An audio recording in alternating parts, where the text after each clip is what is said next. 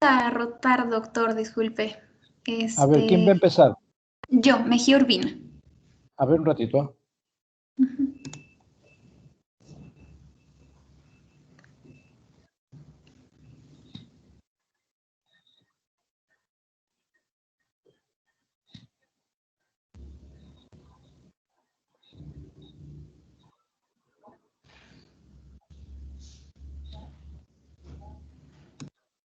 Luego va a continuar después, ¿quién más me dijo? ¿Aló? Luego Melgarejo Huerta. Melgarejo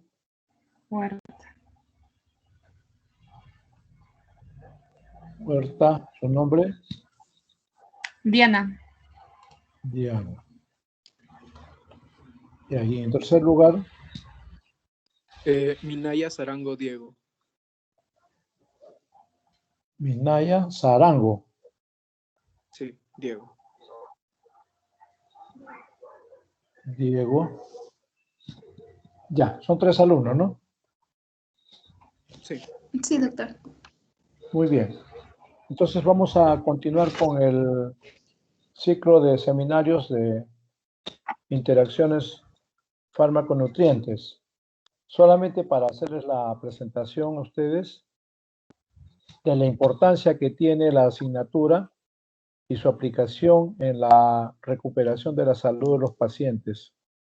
Los profesionales de la nutrición tienen pues cada vez mayor competencia y capacidades para poder contribuir a mejorar la atención y la recuperación de la salud, puesto que tienen que evaluar todos los componentes nutricionales de una dieta que toma el paciente y cómo estos pueden interactuar químicamente tanto en el exterior del organismo, si es que están siendo preelaborados conjuntamente con otros componentes de la dieta, y a su vez las interacciones una vez que son ingeridos por los pacientes con los nutrientes que ingresan al tracto digestivo y que van a entrar también en contacto probablemente con los diferentes tejidos y fluidos orgánicos, ¿no? Y que puede afectar la acción y el efecto de los diferentes principios activos que contienen los medicamentos. Por eso es la importancia que cada vez más se compenetren en lo que es la farmacocinética, o sea, el lugar donde actúan los principios activos en las diferentes estructuras celulares, porque a través de su recorrido en el tracto gastrointestinal, ¿no? Hasta su absorción por las mucosas intestinales y del estómago inclusive, ¿no? Y su ingreso de los nutrientes al torrente circulatorio, va a seguir esta interacción en todo el proceso farmacocinético que sufren los principios activos, o sea, los medicamentos.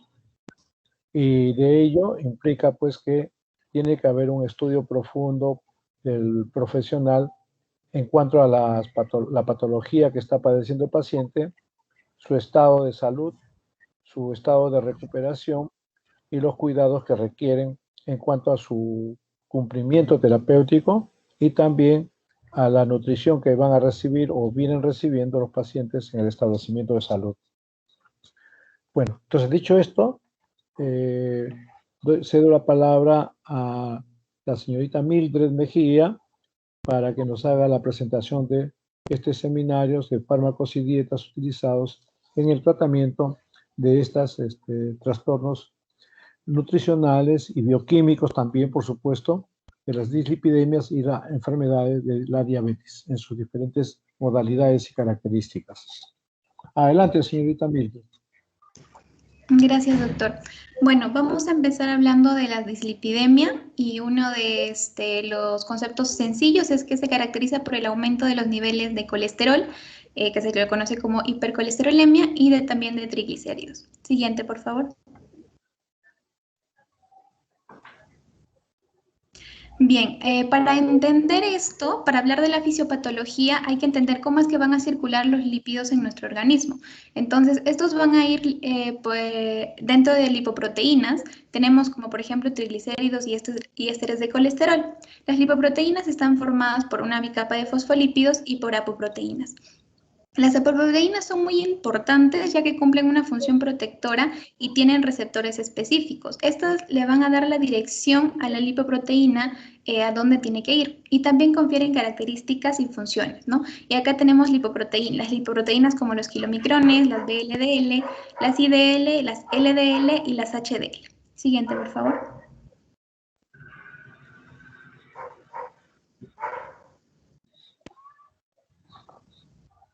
Bien, antes de empezar con la fisiopatología, quiero empezar mencionando, por ejemplo, acá vemos las lipoproteínas como los kilomicrones, la cantidad de triglicéridos que contienen y la cantidad de colesterol, ¿no? Si nos damos cuenta, la lipoproteína de más cantidad de triglicéridos sería tanto kilomicrones como VLDL y más cantidad de colesterol estaría en la LDL, ¿no? Y podremos ver, por ejemplo, en la HDL que tiene una mínima cantidad de triglicéridos y también una poca cantidad de colesterol. Siguiente, por favor. Entonces, dicho esto, ahora vamos a hablar de la fisiopatología en sí.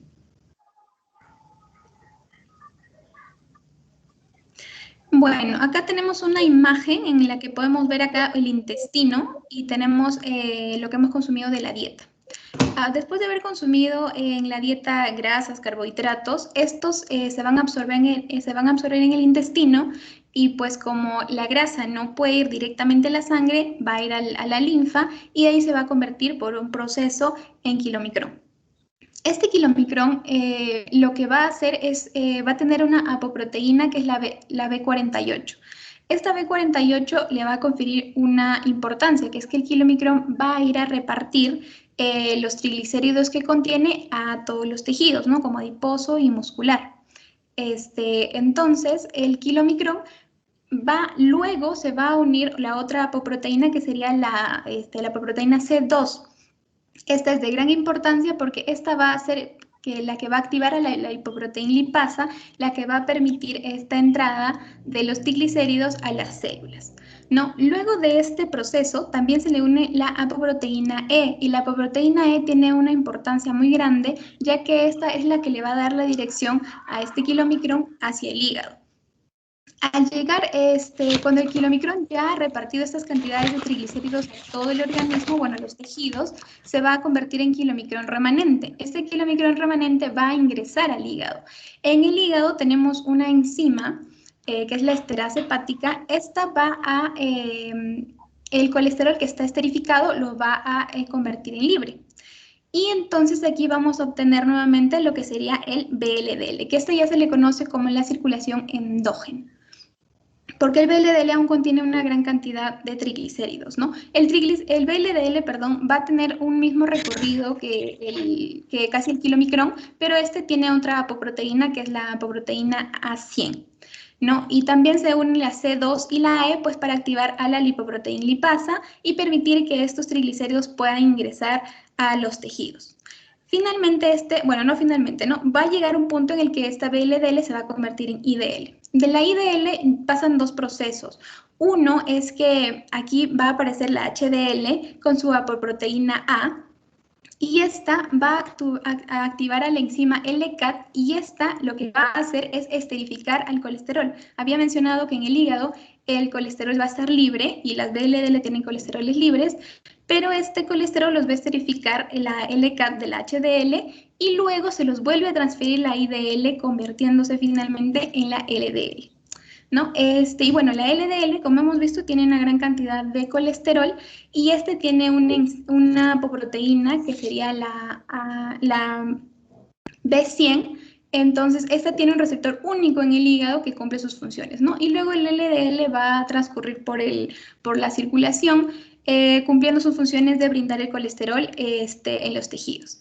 Ahora bien, vamos a ver, ¿qué es lo que pasa cuando una persona, porque vamos a hablar de las dislipidemias secundarias, más que todo, ¿no?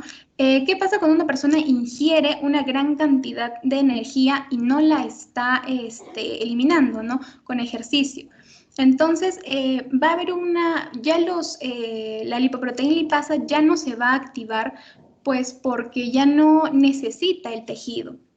Pongamos un ejemplo que, bueno, el kilomicrón logra pasar, se convierte en remanente y se convierte en VLDL. Ahora, el VLDL ya no se puede quitar de triglicéridos, o sea, se llama aclaramiento, ¿no? No se puede quitar de triglicéridos el VLDL. Entonces, aquí estaríamos teniendo este VLDL lleno de triglicéridos que se está quedando en sangre, ya no se está convirtiendo.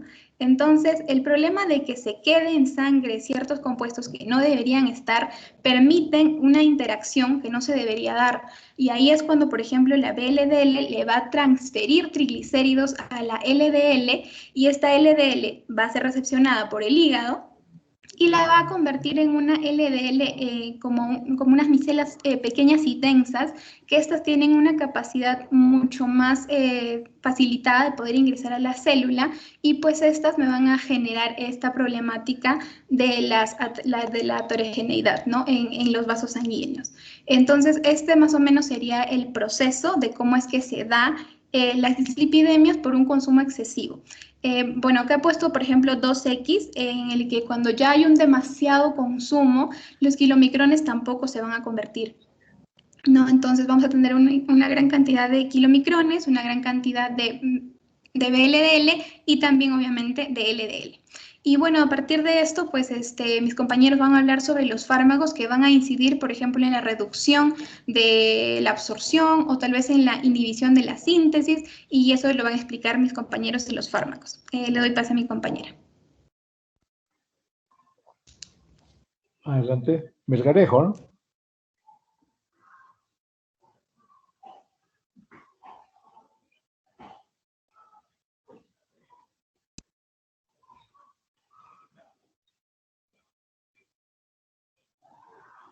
No se te escucha, Diana.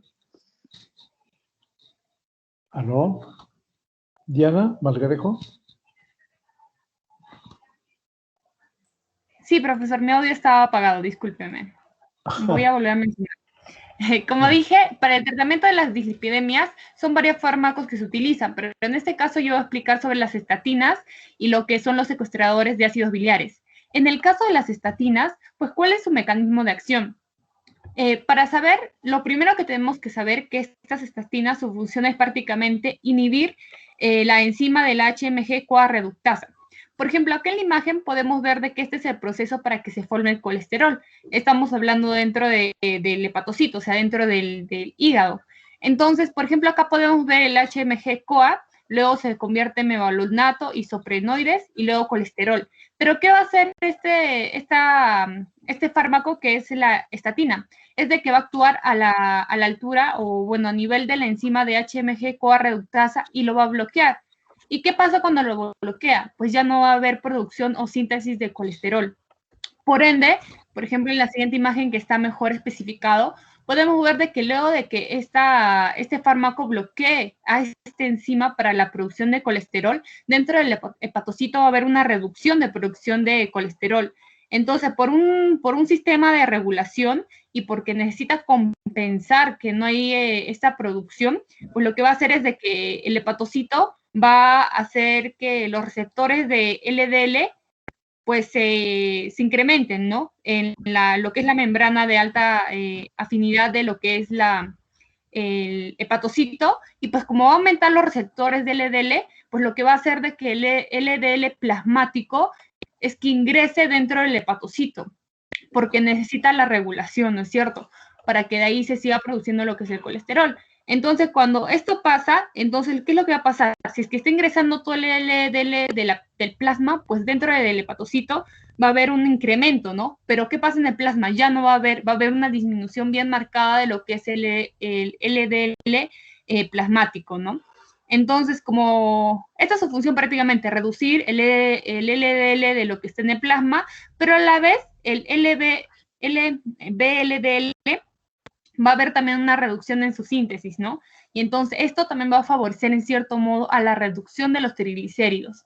Entonces, para que pase todo este sistema prácticamente, esa es la función justamente de este fármaco, es bloquear justo esa enzima para que no se produzca el colesterol, ya haya este incremento del LDL dentro de la célula y reduzca en el plasma.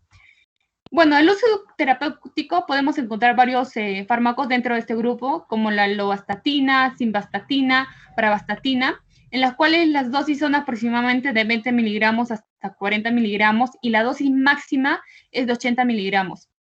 En el caso de la lovastatina, se puede consumir junto con tu comida en la noche, y la simvastatina y la pravastatina pues en la hora de acostarse, ¿no? Y pues se puede combinar con otros fármacos como la niacina y los secuestradores de ácidos biliares. En este caso también podemos ver otros fármacos más como la fluvastatina, torvastatina, rosuvastatina y la pitavastatina, pues que también cumplen la misma función, pero claro, la diferencia más que todo es en la dosis tal vez inicial, en la hora de la ingesta y con la combinación con otro fármaco. Bueno, en este caso hay un cuadro en la cual simplemente para mencionar de que, por ejemplo, en este caso mencionan que las dosis de las estatinas o vastatinas necesarias para lograr la disminución del LDL. Como podemos ver, la torvastatina, en el caso si es que se va incrementando desde 10 miligramos hasta 80 miligramos, puede reducir el LDL que existe en el cuerpo o en el plasma de un 31 a 35% hasta un 51 a 55%. Entonces, prácticamente es su función, ¿no?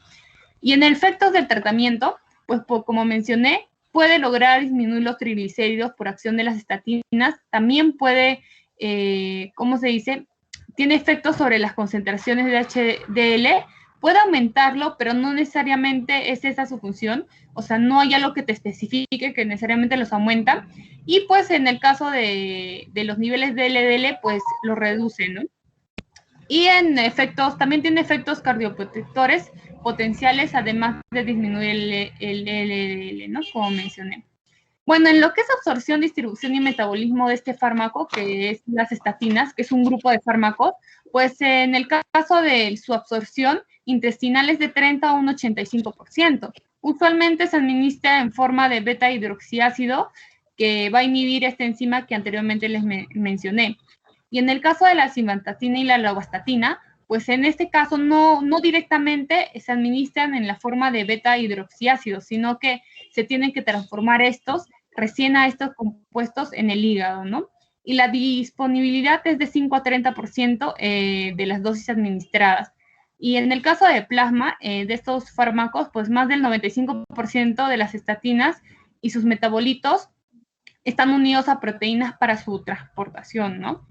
Y de 1 a 4 horas, pues se puede llegar a las concentraciones plasmáticas máximas de las estatinas. Y la semivida de estos compuestos es de 1 a 4 horas, y en el caso de las atorvastatinas y la rosuvastatina, pues sus semividas son aproximadamente de 20 horas. En el caso de estos dos, pues dicen que puede contribuir a su mayor eficacia en la hipercolesterolemia. Y en el caso de la simvastatina, pues aproximadamente sus semividas son de 12 horas. En la interacción farmacológica realmente tiene muchas interacciones con diferentes fármacos, y acá podemos ver en el cuadro que depende de la estatina que se esté utilizando y del otro fármaco complementario. Por ejemplo, ¿cuáles son los mecanismos que puede ocurrir? Por ejemplo, acá podemos poner como la lovastatina, la simvastatina y la torvastatina, cuando tiene una interacción con el fármaco gemfibrosil y otros fibratos, pues lo que va a hacer que va a haber una competencia a nivel de la enzima de la CYP3A4, que en este caso esta enzima se encuentra a nivel de los intestinos, y pues esto va a aumentar como consecuencia el aumento de riesgo de miopatía, ¿no?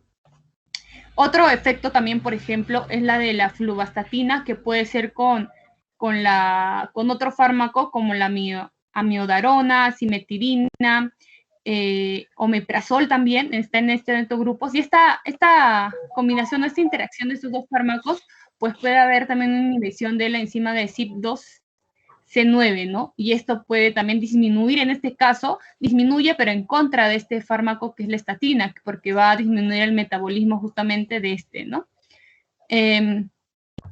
Y bueno, en lo que son efectos secundarios de las interacciones farmacológicas, vamos a tener los dos principales en este grupo de fármacos, que son la hepatotoxicidad, porque ya prácticamente se va a ir dañando nuestro hígado, tal vez esto va a producir el consumo de las estatinas, ¿no? o la miopatía, que prácticamente es una enfermedad que más va a afectar al tono y la contracción muscular esquelético, ¿no?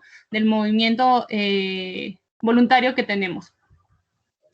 En las interacciones fármaco-alimento, pues vamos a tener dos principales, en las cuales estas estatinas van a reaccionar o van a tener una interacción, que es con el zumo de pomelo, o bueno, en el caso de que es una variedad de naranja, se podría decir, y la fibra. En el zumo de pomelo, ¿qué es lo que pasa?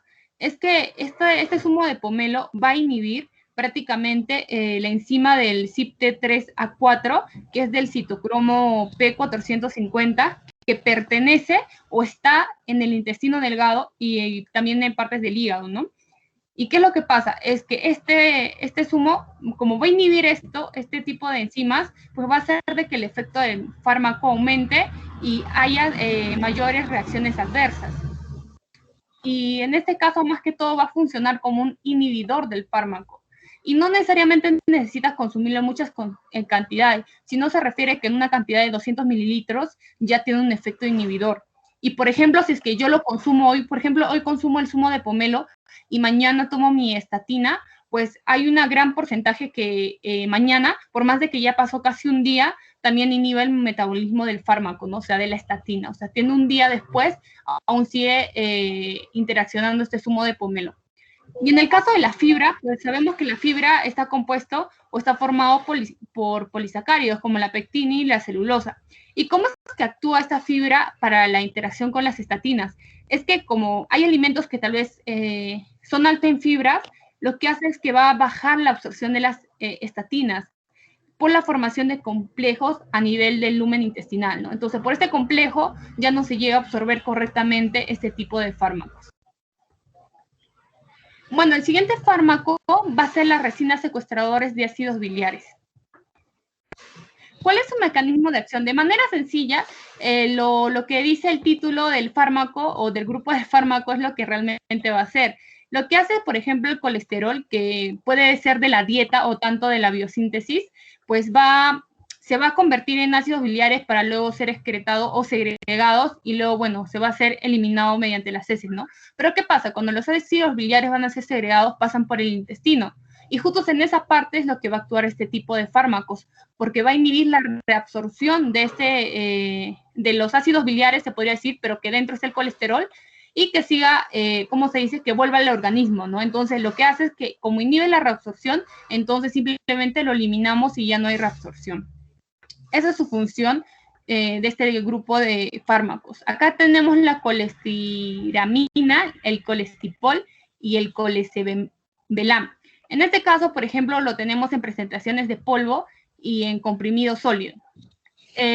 Bueno, algo para resaltar acá, para no entrar en muchos detalles, es, por ejemplo, el colestipol, que aproximadamente la dosis es de 5 gramos en cada dosis antes de desayunar y antes de cenar.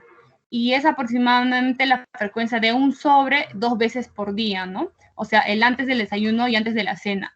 Y usualmente no se consume más de 2 dosis, la verdad. Y en el caso del colesevelam, pues hay 2 presentaciones, ¿no? En el caso del comprimido sólido y la del polvo, en el comprimido, pues se necesita consumo con agua y con alimento. Y en el caso, en este caso, dependiendo de la ingesta, puede ser con agua más comida, o puede ser en 3 comprimidos 2 veces por día y 6 comprimidos una vez al día, ¿no? Como podemos ver los 2 casos. ¿Y cuál es el efecto del tratamiento? Como mencioné anteriormente, va a reducir el colesterol total. ¿Por qué? Porque va a inhibir la reabsorción intestinal, reduce también el LDL y aumenta la liberación del VLDL y aumenta en pequeña cantidad la concentración de HDL. Bueno, los efectos a nivel de las lipoproteínas, esta parte sí es interesante porque manejamos cifras. Es que, por ejemplo, en las dosis de colesteraminas, colestipol y colesevelam, en las dosis que justo ahí estoy refiriendo como de 8 a 12 gramos, de 10 a 15 y de 3 a 75 gramos, pues va a llegar a reducir la cantidad de LDL de 12 a 18% y en el caso del colesevelam de 9 a 19%. Y en dosis máximas de este tipo de fármacos, como de 24 gramos y de 30 gramos, en el caso del colestipol, pues puede llegar a reducir el LDL hasta un 25%. Y en combinación como, por ejemplo, en este caso estamos hablando de lo que son los ácidos, lo que son estos fármacos inhibidores, pues también son llamados resinas. Entonces, si es que este tipo de fármacos los juntamos con estatinas o con la niacina, pues ayuda a la reducción del LDL a un 40 hasta un 60%.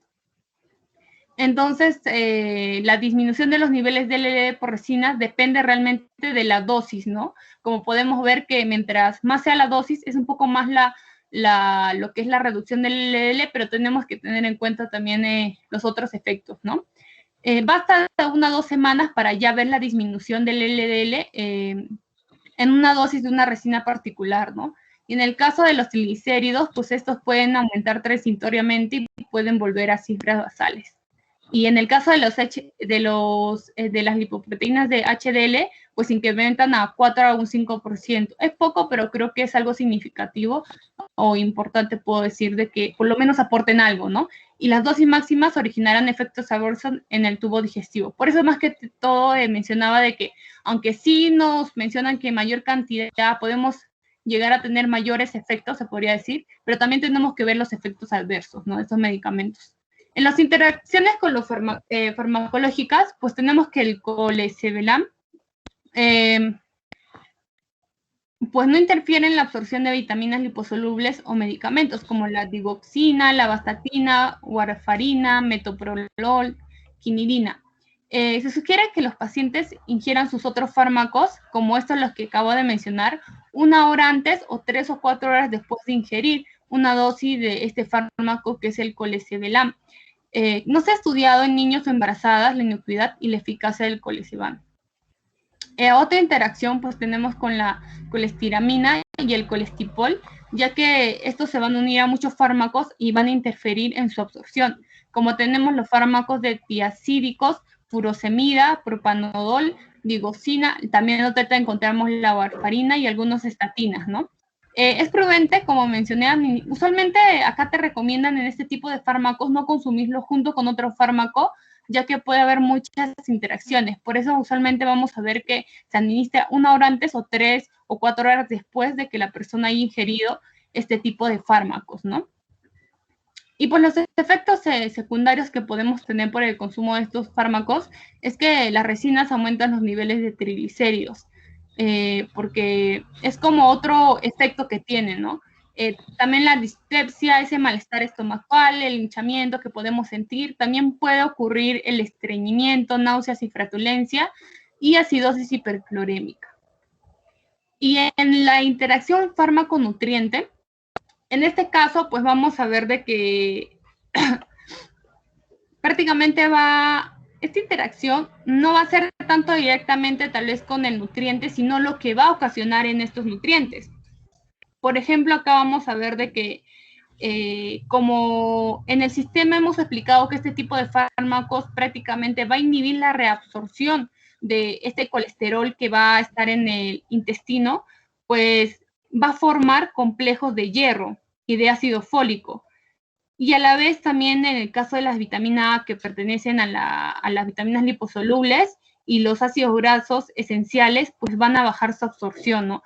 Ese es el problema de utilizar este fármaco, que va a afectar más que todo a nivel del hierro y del ácido fólico, porque van a formar complejos, y el otro que en caso de las vitaminas liposolubles y grasas va a disminuir bastante su absorción o no va a haber absorción. Entonces, este es el lado de la interacción con ese tipo de nutrientes que tiene este tipo de fármacos. Voy a dar paso a mi compañero. Bueno, yo voy a continuar con la exposición, ahora hablando sobre la niacina, también llamada ácido nicotínico. En este caso, el ácido nicotínico pues, puede reducir en un 10 a 20% los niveles de colesterol LDL, que pues también llamado el transporte malo de colesterol. Y pues esta misma sustancia o fármaco es muy eficaz para aumentar el nivel de HDL, llamado también el transportador bueno del colesterol. Siguiente. Bueno, ahora vamos a hablar sobre el mecanismo de acción. Lo que hace la niacina es que va a inhibir la lipólisis en el tejido adiposo, el cual es el principal productor de ácidos grasos libres. en el hígado, el hígado utiliza estos ácidos grasos circulantes como precursores para síntesis de triglicéridos, pero el ácido nicotínico va a reducir esta síntesis hepática de triglicéridos necesarios para la producción de VLDL. Pero también cabe resaltar que la LDL proceden de las VLDL en plasma. Entonces, si nosotros administramos este fármaco, vamos a generar la reducción de la concentración de VLDL y por ende se va a disminuir también los niveles plasmáticos de estas mismas. Pues las cifras de triglicéridos y colesterol también. En cuanto al tratamiento con este fármaco, va a aumentar los niveles de colesterol HDL, ya que se ve favorecido por la pérdida de la concentración de VLDL. Y entonces, a través de esta potenciación de secreción del activador plasminógeno hístico y la reducción del fibrinógeno a nivel plasmático, estos ayudan a contrarrestar algunas disfunciones endoteliales que contribuyen al desarrollo de la hipercolesterolemia hasta incluso la aterosclerosis. Siguiente, por favor. En cuanto a usos terapéuticos, tenemos que el ácido nicotínico disminuye los niveles plasmáticos de colesterol y triglicéridos. Por tanto, es particularmente útil para el tratamiento de hiperlipemias, también llamadas las dislipidemias familiares. También se emplea para otras causas, ¿no? Como son la hipercolesterolemias graves y a menudo para combinaciones con hipolipemiantes. Además, es el principio activo más eficaz para evaluar elevar los niveles plasmáticos de HDL, siendo esta su indicación clínica más habitual. En cuanto a dosis y administración, este se administra por las noches a dosis progresivas hasta alcanzar probablemente unos 2000 miligramos, pero cabe recalcar también que esto se inicia de forma progresiva. Se comienza con unos 500 miligramos y así sucesivamente. Siguiente, por favor. En cuanto a la farmacocinética, tenemos que el ácido nicotínico se administra por vía oral. Entonces, al ya haber entrado al organismo, este va a tener una transformación. Este se va a convertir en nicotinamida. Entonces, esta nicotinamida se va a incorporar al cofactor dinucleótido de nicotinamina adenina y este va a ya llegar hasta la etapa final del metabolismo, ¿no? Que ya se termina con la excreción. En este caso, el ácido nicotínico, sus derivados de nicotinamida y otros metabolitos se pueden excretar de forma por la urea, ¿no? Con la orina. Y cabe resaltar también acá que la nicotinamida por sí sola no reduce los niveles plasmáticos de lípidos. Siguiente, por favor. En cuanto a los efectos adversos, tenemos los más frecuentes junto al tratamiento de ácido nicotínico, los cuales son el principal, la rubefacción cutánea, el cual va acompañado usualmente con sensación de calor y prurito, también náuseas y dolores abdominales. También cabe mencionar que el ácido nicotínico inhibe la secreción tubular de ácido úrico. Entonces, esto puede generar una aparición de hiperuricemia. Entonces, esto genera el problema de la gota. Y también se ha descrito una menor tolerancia a la glucosa y genera una hepatotoxicidad. Entonces, hablando del el primer efecto, que es como que el más común y el más frecuente, este se puede evitar, pero se podría evitar si es que el paciente consume una aspirina de 300 miligramos 30 minutos antes de ingerir la niacina, o también se puede usando el ácido acetilacílico, el cual disminuye la rubefacción, pero por medio de la acción de las prostaglandinas. Siguiente, por favor. Bueno, hablando en cuanto a interacciones, tenemos que hay interacción con el alcohol. Si se toma niacina junto al alcohol, esto podría aumentar el riesgo de sufrir daño hepático y podría empeorar los efectos secundarios de la niacina, como el enrojecimiento y la picazón. En cuanto al alopurinol, que es un fármaco empleado para el tratamiento de la gota, si es que se toma junto con la niacina, es probable que el medicamento no complete la función. O sea, esto quiere decir que no cubre las necesidades para poder solventar el problema de la gota. Entonces, el paciente lo que tienes que hacer es o bien dejar el tratamiento o disminuir el tratamiento con niacina y aumentar el tratamiento con alopurinol para que primero se controle la gota o viceversa, ¿no? También hay un efecto con unas interacciones con los anticoagulantes y antiagregantes. Estos medicamentos también pueden ser hierbas o complementos o suplementos, reducen la coagulación sanguínea, pero al tomar la niacina, estos podrían alterarlo, ¿no? O sea, generarían un aumento del riesgo de sufrir sangrados. Siguiente. En cuanto a medicamentos para la presión arterial, también hay interacciones aquí. Lo que pasa es de que la niacina tiene un efecto aditivo cuando la tomas con medicamentos para la presión arterial. En este caso podría aumentar y detener el riesgo de disminución de la presión, o sea, la hipotensión, ¿no? También hay una interacción con el cromo, que al tomarla junto con la niacina podría reducir los niveles de glucosa en sangre. En este caso, de cierta manera es favorable para la diabetes, ya que controla cuidadosamente los niveles de azúcar. Pero tenemos lo opuesto, que también hay interacciones con los medicamentos para la diabetes, que si es que se consumen junto a la niacina, interfieren con el control de la glucosa en sangre. Por ende, es probable que debas ajustar las dosis de ambos medicamentos, ya sea el tratamiento para la diabetes y el tratamiento para la dislipidemia, para poder mantener un equilibrio y el paciente no pueda no pueda tener complicaciones. En cuanto a medicamentos hepatotóxicos, si se complementan con estos de aquí, las niacinas, puede causar un daño hepático directo. Hablando con las estatinas, que también es un fármaco, como mi compañera mencionó, que es para las dislipidemias también, si se junta con la niacina no logra ser efectivo. Más bien lo que genera es que aumente un riesgo de los efectos secundarios y se pronuncien mucho más, ¿no? Y por último, interacción con el zinc. Al tomarlo junto con la niacina podría empeorar los efectos secundarios como el enrojecimiento y la picazón. Le doy el paso a mi compañera.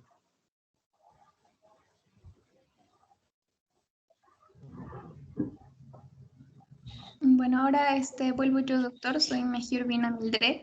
Yo voy a hablar del fármaco ezetimibe. Bueno, este es un fármaco que va a actuar a nivel del borde de cepillo de los enterocitos, bloqueando una proteína que se llama la NPC1L1, ¿no? Estas, bueno, acá vemos como de la dieta ingresa cierta cantidad de colesterol y esta proteína pues va a reducir su absorción en un 50%. Ahora, esto lo que va a permitir es que cuando lleguen las lipoproteínas al hígado, el hígado envíe señales para aumentar receptores de colesterol LDL porque no está recibiendo la cantidad que debería. Entonces, aumenta estos receptores, el colesterol LDL que está en sangre va a ir hacia el hígado y así es como pues va a reducir esta cantidad de colesterol LDL, ¿no? En realidad esto es un fármaco que no ha sido muy estudiado, se tienen estudios desde hace el 2004-2005, no es un uso principal para controlar las dislipidemias, se recomienda generalmente en dislipidemias primarias, monogénicas, y bueno, también se recomienda en dislipidemias secundarias como en diabetes tipo 2, con riesgo cardiovascular y con enfermedad renal crónica. Las recomendaciones, por ejemplo, se pueden dar como monoterapia, solo ezetimibe 1 miligramo por día, o también como en terapia combinada con ezetimibe 10 miligramos con simvastatina de 80 miligramos, y esto pues nos va a reducir el 60% del colesterol LDL. En realidad este no tiene muchas interacciones, bueno, ahora le voy a explicar por qué. Y lo que se recomienda es que no se debe dar en gestantes ni en mujeres en etapa de lactancia, ya que no se conocen los efectos y qué podría causar. Siguiente, por favor.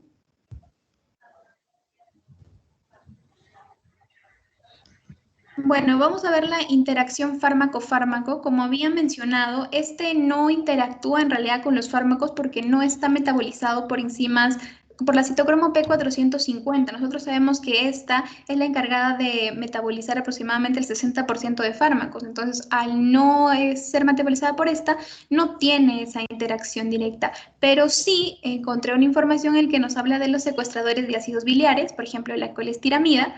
Si se le da colestiramida con ezetimibe, lo que genera es la disminución de la concentración plasmática de ezetimibe en 55%. Entonces, no se recomienda darlos juntos, se recomienda administrarlos entre 2 a 4 horas después. Siguiente, por favor.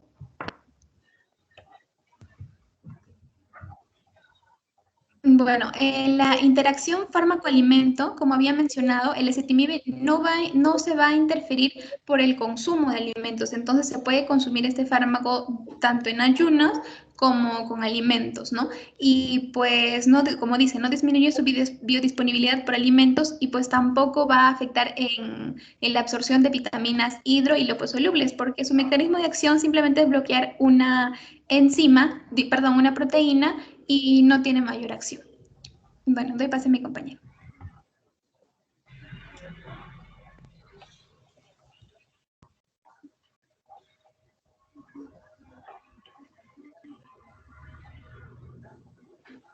Bueno, volviendo con la exposición, ahora vamos a hablar sobre la dieta que se maneja para las dislipidemias. En este caso, primero tenemos que comenzar con una distribución de macronutrientes, que por ejemplo, los carbohidratos en este caso se distribuyen de 50 a 60%, de preferencia que sean carbohidratos complejos, las proteínas de 15 a 20% y las grasas de 25 a 35%. También cabe resaltar que el colesterol para los pacientes que sufren de dislipidemias, el consumo diario debe ser menor a 200 miligramos y en cuanto a fibra soluble, de 20 a 30 gramos al día. Pero hablando de grasas, tenemos de que estas se dividen en grasas saturadas, las cuales pueden consumir menos del 7% de la dieta al día. En cuanto a grasas saturadas, pues por ejemplo encontramos el queso, la mantequilla, ¿no? La margarina. Las grasas monoinsaturadas, que se pueden consumir hasta el 20%, ahí encontramos los que son la palta o el aguacate, como le quieran llamar, aceites vegetales, y también los frutos secos. Y en las grasas poliinsaturadas, que se puede consumir hasta un 10%, encontramos los aceites vegetales como el de cártamo, el de girasol, el de sésamo, soya o maíz. Siguiente, por favor. En cuanto a datos que nos brindan para la dieta o el manejo de la dieta de un paciente con dislipidemia, es de que se debe mantener una dieta variada siguiendo un patrón de dieta mediterránea. Y en este caso, de que tenga un exceso de peso o grasa, se debe controlar la ingesta y pues el paciente debe seguir con el plan nutricional adaptado para él, ¿no? También nos recomiendan el aumento y el consumo frecuente de frutas y verduras frescas y de temporada, en específico de temporada porque esto va directo con el factor económico. También consumir 4 veces por semana legumbres para asegurar un aporte de fibra soluble. Siguiente, por favor. También nos mencionan de que debemos priorizar en los pacientes el consumo de pescados azules, como son la caballa, el bonito, el atún, entre otros, ¿no? Y si es que en este caso el paciente no puede conseguir estos, es preferible que consuma pescados blancos a que consuma carnes rojas. Esto es hablando frente al aporte de proteínas, ¿no? En cuanto a que también disminuir el consumo de carnes rojas a un máximo de una vez cada 10 días. Embutidos grasos, lácteos enteros y sus derivados, como son los quesos, mantequillas o natas. Esto los pacientes tienen que tratar de evitar de consumirlos. También nos mencionan que puede consumir huevo hasta 4 veces por semana. Siguiente, por favor. En cuanto a el paciente en preparaciones debe tener un consumo frecuente de aceite de oliva, extra virgen en especial, frutos secos tostados o crudos, y también evitar los aceites de coco y palma, ya que estos están usualmente en preparaciones de ultraprocesados, ¿no? También evitar el consumo de alcohol y tabaco, ya que se consideran como factores de riesgo, y pues realizar actividad física de forma regular, asegurando un mínimo de 300 minutos por semana. Y para culminar con las dietas y pasar con las recomendaciones, es de que en cuanto a condimentación, para las preparaciones del paciente, puede utilizar cualquier tipo de condimentación sin restricción. Lo único que sí se le podría decir es de que la sal o se debe consumir con moderación. En cuanto a técnicas culinarias, siempre recomendar que se cocine con aceite de oliva extra virgen y pues las preparaciones son mejores si es que las realiza a la plancha o al horno, ¿no? También dejando de lado las frituras, arrozados o apanados. Esto podría consumirlo en ocasiones especiales, pero también es mejor evitarlos.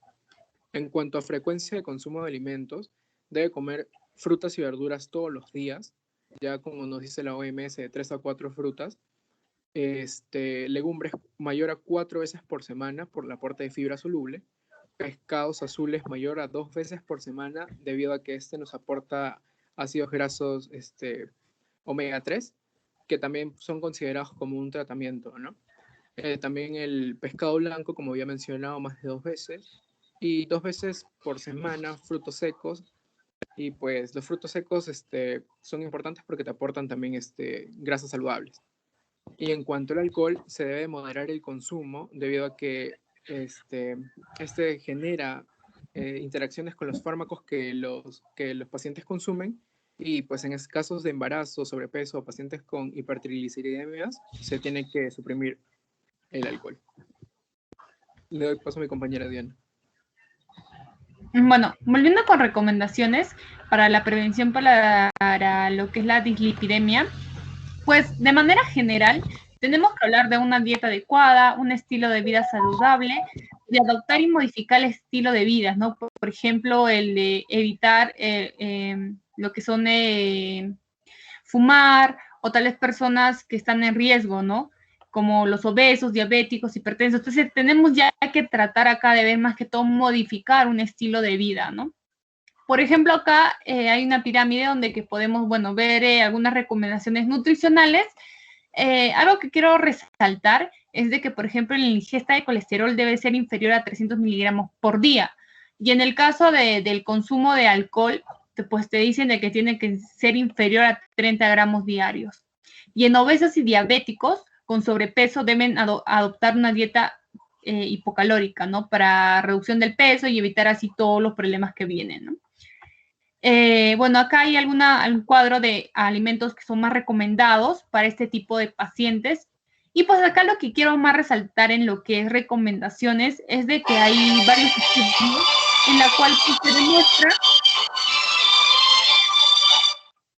Un momentito, por favor, ¿ya? Un momentito, no cortes, okay. No cortes, por favor. Héctor, por favor, espera una media hora más o menos, estoy concluyendo, ¿ya? Una media hora, ¿ya? Sí, media hora. Ya, gracias.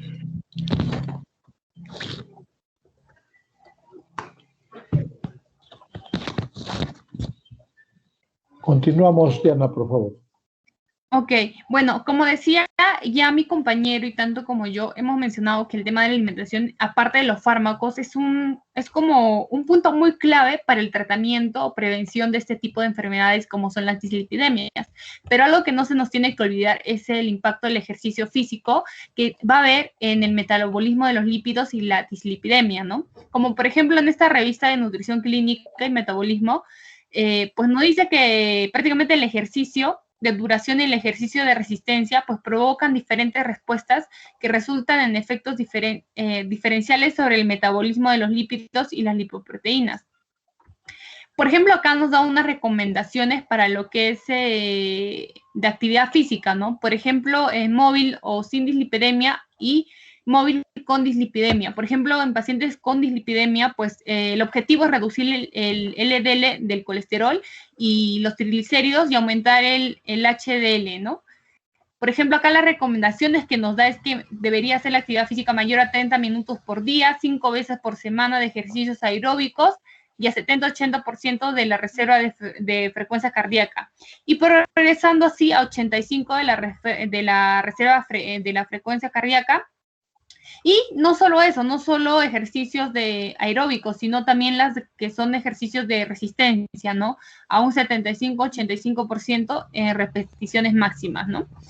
Y otro archivo, bueno, otro estudio en la cual es de una revisión de lo que trata de dislipidemia y actividad física, pues nos dice ahí que el efecto del ejercicio, por ejemplo, en los kilomicrones, pues no tiene ningún efecto. En lo que es el VLDL, pues sí hay una disminución. En el IDL también hay disminución, o también puede haber que no hay mucho cambio.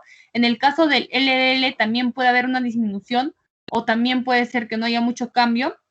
Y en el caso del HDL, pues podemos ver que ahí también aumenta Y así, o sea, podemos darnos cuenta que hay muchos estudios, no solo estos, sino muchos más, que realmente nos dice que una parte importante para también tratar este tipo de enfermedades que son las dislipidemias es la actividad física, ¿no? Entonces es una buena recomendación a seguir para los pacientes. Muchas gracias.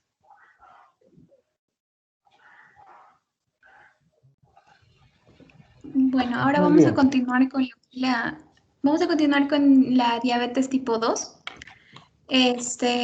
Bueno, seguimos con lo que sería la definición, que la diabetes es una enfermedad crónica no transmisible, ya que se da en el tiempo, y aparece cuando el páncreas no produce insulina suficiente o es que el organismo no utiliza esa insulina pues eficazmente, ¿no?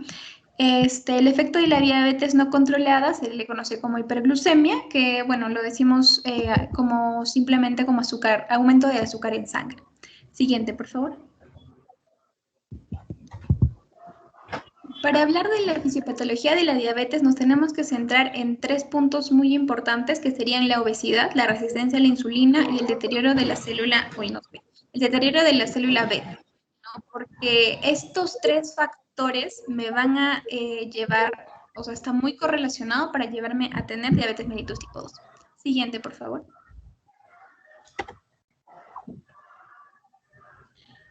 Bueno, aquí vamos a ver lo que es la resistencia a la insulina y primero vamos a hablar de lo que es el adipocito. El adipocito, como podemos ver, acumula ácidos grasos en forma de triglicéridos y pues puede alcanzar 8 veces su tamaño.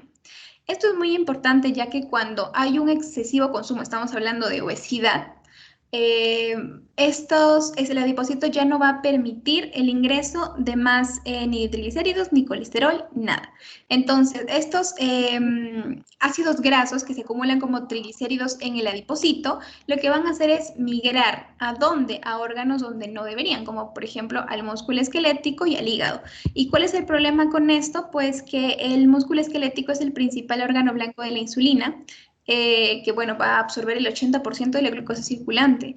Y el problema de esto es que los ácidos grasos van a bloquear estas señales de insulina, generándome la resistencia a la insulina en el músculo esquelético, ¿no? Por ejemplo, acá podemos ver esta imagen, donde acá dice el receptor de insulina y tenemos a la IRS-YS1. Este va a verse inhibido por esta presencia de ácidos grasos en la membrana de la célula y pues esto va a evitar que pueda ingresar, que pueda activarse la insulina. Siguiente, por favor. Luego tenemos lo que sería el daño a la célula beta. En realidad, no toda persona que tenga resistencia a la insulina y obesidad va a tener diabetes mellitus tipo 2 porque se les conoce como las personas con síndrome se les conoce como las personas que hacen ejercicio. Como ha mencionado mi compañera, el ejercicio en realidad es un gran potenciador de lo que sería la GLUT4, que ayuda a la sensibilidad de insulina. Entonces, como se les podría conocer como los metabólicamente saludables, las personas que hacen ejercicio. Entonces, se tienen que dar estos 3 factores. Bien, en lo que es el daño a la célula beta, pues tiene que haber una predisposición genética. Como digo, no toda resistencia a la insulina me lleva a diabetes mellitus tipo 2. Bueno, el daño a la célula beta se da por el estrés oxidativo, ya sea por la oxidación de la glucosa y también la oxidación de los ácidos grasos libres. Y esto que genera, pues va a generar que disminuya la concentración de PDX1. Y esta PDX1, pues su función es reparar y regenerar la célula beta. Al disminuir esta, entonces me está generando el daño a la célula beta. Siguiente, por favor. Ya, bueno, ahora sí, ya sabemos lo que hace la resistencia a la insulina, el daño de célula beta, claro que por eso se va a dar la obesidad. Ahora, esta célula beta lo que va a hacer es vencer principalmente a la resistencia a la insulina. ¿Cómo? Aumentando la insulina. Y esto pues va a generar la hiperinsulinemia que va a compensar esta resistencia a la insulina. Y pues mantiene los niveles de glucemia dentro del rango normal, ¿no? Como decimos, la diabetes es una enfermedad crónica, que se da en un largo periodo de tiempo. Ahora, esta célula beta con el tiempo pues va a perder esa capacidad para mantener la hiperinsulinemia. Entonces, lo que va a pasar es que se va a dar este daño a la célula beta y va a disminuir la producción de insulina con respecto a la resistencia a la insulina. Es aquí donde ya se va a dar la hiperglucemia. Primero, en estados postprandiales, que no va a bajar después de 30 minutos, después de 1 hora, no va a bajar a sus estados naturales, y después se va a ver en ayunas, que es ahí ya donde se va a ver el diagnóstico de la diabetes mellitus tipo 2. ¿No? Igual mis compañeros y yo vamos a dar a conocer cuáles son los fármacos que van a ayudar, por ejemplo, a disminuir la síntesis de la gluconeogénesis, a estimular a la insulina, a sensibilizar al organismo de la insulina, etc. Doy paso a mis compañeros. Ok, bueno, ahora vamos a ver son varios fármacos que también acá se va a utilizar, pero algo para diferenciar antes de iniciar con todo esto, lo que es la farmacología para lo que es la diabetes mellitus tipo 2, pues es de que el fármaco bandera, se podría decir, es la insulina, pero la insulina, como sabemos, es mediante una inyección. En cambio, los otros fármacos, después de la insulina que vamos a mencionar, usualmente son consumidos vía oral, ¿no? Que tienen un sistema ya de metabolismo, digestión, uso muy diferente tal vez a lo que sería la insulina. Bueno, diciendo esto, pues el tratamiento con la insulina prácticamente es el base del tratamiento de todo lo que son diabetes tipo 1 y tipo 2, porque prácticamente la insulina, como sabemos, es un hormona. Entonces, en este caso, cuando hacemos la inyección o la administración de la insulina, pues estamos haciendo de forma directa, como que simulando como si es que el páncreas se lo estaría produciendo y pues lo estamos inyectando, ¿no? De forma directa y va a nuestro torrente sanguíneo. Bueno, en la administración son por diferentes formas o zonas, ¿no? Porque, por ejemplo, tenemos la vía intravenosa, intramuscular y la vía subcutánea. La vía subcutánea se podría decir que es de las más usadas y también nos sirve porque nos puede servir para lo que es un tratamiento a largo plazo. En lo que es la formulación de la insulina, pues vamos a tener que estos se van a clasificar a base en su duración de acción. Por ejemplo, si es de acción corta o de acción prolongada. En la de acción corta, la insulina pues se asocia en forma de hexámeros en soluciones acuosas a un pH neutro y pues se debe inyectar de 30 a 45 minutos antes de una comida. Y en este caso de la insulina de acción corta, pues se administra vía intravenosa o intramuscular. En cambio, la de la insulina de acción prolongada, pues es una suspensión de complejos naturales de insulina con zinc y protamina en un amortiguador de fosfato. Y suele administrarse una vez al día, al ir a la cama por las noches, por ejemplo, o 2 veces por día en combinación con insulina de acción corta. Y en este caso, la insulina de acción prolongada usualmente se aplica o se administra vía subcutánea. Entonces, ¿cuáles son los factores? Acá vamos a ver qué es lo que puede interferir realmente en la absorción adecuada de la insulina. Por ejemplo, va a ser el sitio de inyección, si es peritoneal, a nivel de los muslos, de los brazos, sí. El tipo de insulina también, el flujo sanguíneo subcutáneo también. El tabaquismo también es algo que puede afectar la absorción de la insulina y la actividad muscular regional en el sitio de inyección, ¿no? O sea, por ejemplo, si es en el brazo, en lo que son los muslos, en lo que es el abdomen y así. Y el volumen y concentración de la insulina inyectada, claro, porque si vamos a ver un efecto, muchas veces tiene que inferir, como los otros fármacos de otras enfermedades, la cantidad que le estás administrando, ¿no? A la persona y la profundidad de la inyección también. En este caso, más que todo, se menciona y hace referencia a la administración, ¿no? Vía subcutánea, intramuscular y así. Bueno, acá sabemos que el incremento del flujo sanguíneo subcutáneo, por ejemplo, por medio de masajes, baños tibios o ejercicio, mira, acá ya estamos mencionando algo que es muy importante, es el ejercicio, pues puede incrementar la tasa de absorción de la insulina. En el caso del abdomen, pues es el sitio preferido de inyección matutina. Y en el caso, pues en esta zona se puede absorber de un 20 hasta un 30% más rápido que tal vez en el lugar de otra zona del cuerpo, como en el brazo, ¿no? Entonces tiene una acción un poco más rápida, absorción más rápida que en otras zonas del cuerpo. Y pues se recomienda la rotación de los sitios de inyección de la insulina para así evitar lo que es la lipohipertrofia y la lipoatrofia. Más adelante vamos a ver unas imágenes para saber exactamente a qué se refiere con estos términos. ¿Y cuáles son los efectos secundarios? Puede ser muy bueno, pero sí también puede llegar a tener efectos secundarios como la hipoglucemia, porque sabemos que la función de esta insulina dentro de nuestro organismo y cuando está en el torrente sanguíneo, prácticamente es de que como todo nuestro cuerpo tiene receptores de esta insulina, pues al unirse, esto va a hacer de que se aperture lo que es los receptores para que se pueda absorber, se podría decir de manera sencilla, lo que es la glucosa, ¿no? Entonces, es que eso es lo que provoca la insulina, entonces podemos llegar a una hipoglucemia. También hay un ligero incremento de peso por el uso de la insulina y en casos muy raros, la verdad, hay reacciones alérgicas, pero no se puede descartar porque sí también ha pasado. Pero no tanto también por la insulina, sino por los otros ingredientes que también van dentro, tal vez, o unido a este medicamento. Y otro es la atrofia de la grasa subcutánea. Como me mencioné anteriormente, la lipoatrofia es prácticamente, por eso se recomienda que se vaya rotando la zona de inyección en el abdomen. ¿Por qué? Porque pues, esto puede hacer de que, como no hay una rotación, se vaya acumulando una atrofia prácticamente de la grasa subcutánea, porque tenemos en esa zona grasa, ¿no? Y entonces para evitar eso es lo que se recomendaba la rotación de la inyección, en la zona de la inyección del abdomen, como podemos ver en la imagen. Y pues interacción de fármacos, como podemos ver, el tabaco también puede influenciar mucho en lo que es la interacción con la insulina, pero una de las cosas que más se resaltan es el alcohol, porque el tabaco más que todo está enfocado más que todo también en este tipo de medicamentos más que todo, pero de consumo oral, se podría decir.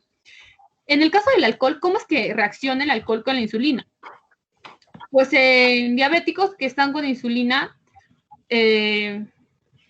o antidiabéticos, pues lo que puede pasar es que el alcohol va a suprimir, va a producir la hipoglucemia intensa o también la acidosis láctica. ¿Por qué?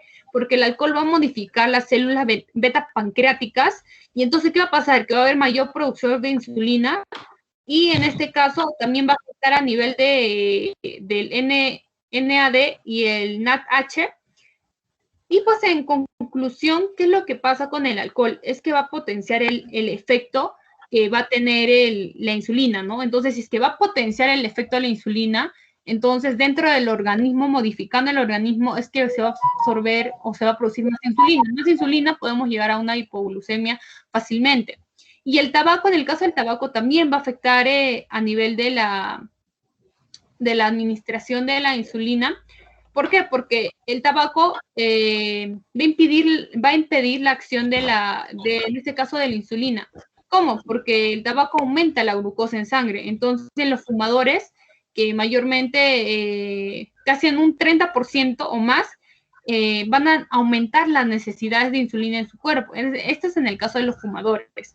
Y como sabemos, el tabaco tiene la nicotina. Entonces, esta nicotina lo que hace es bajar la absorción subcutánea, ocasionando vasoconstricción y aumento de lo que son las catecolaminas. Entonces, todo esto va a aumentar la glucosa y el cortisol en el organismo. Y entonces, prácticamente el tabaco lo que va a hacer es de que va a disminuir el efecto que estamos nosotros tratando de buscar con este tipo de medicamentos, en este caso con la insulina, ¿no? Pero esto también, como mencionó, se aplica en los otros tipos de fármacos que son orales antidiabéticos.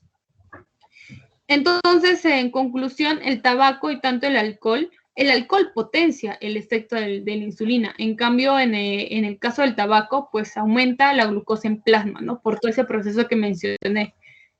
Más que todo por la acción de la nicotina que contiene este. Y en el caso de las sulfonilureas, es otro fármaco que es, prácticamente es de consumo por vía oral, este tipo de medicamentos. ¿Y cómo es que actúa este medicamento? Pues acá podemos ver que esta es una célula beta pancreática, en la cual, pues, al llegar lo que es la sulfo, o sea, este tipo de medicamento, lo que hace es que va a cerrar los canales de potasio. Y entonces, ¿qué pasa cuando cierran los canales de potasio? El potasio se va a acumular dentro de la célula y va a ocurrir lo que es una despolarización. Y esto, ¿qué es lo que va a originar? Es que se aperturen los canales de calcio de las células beta e ingresen dentro de las células.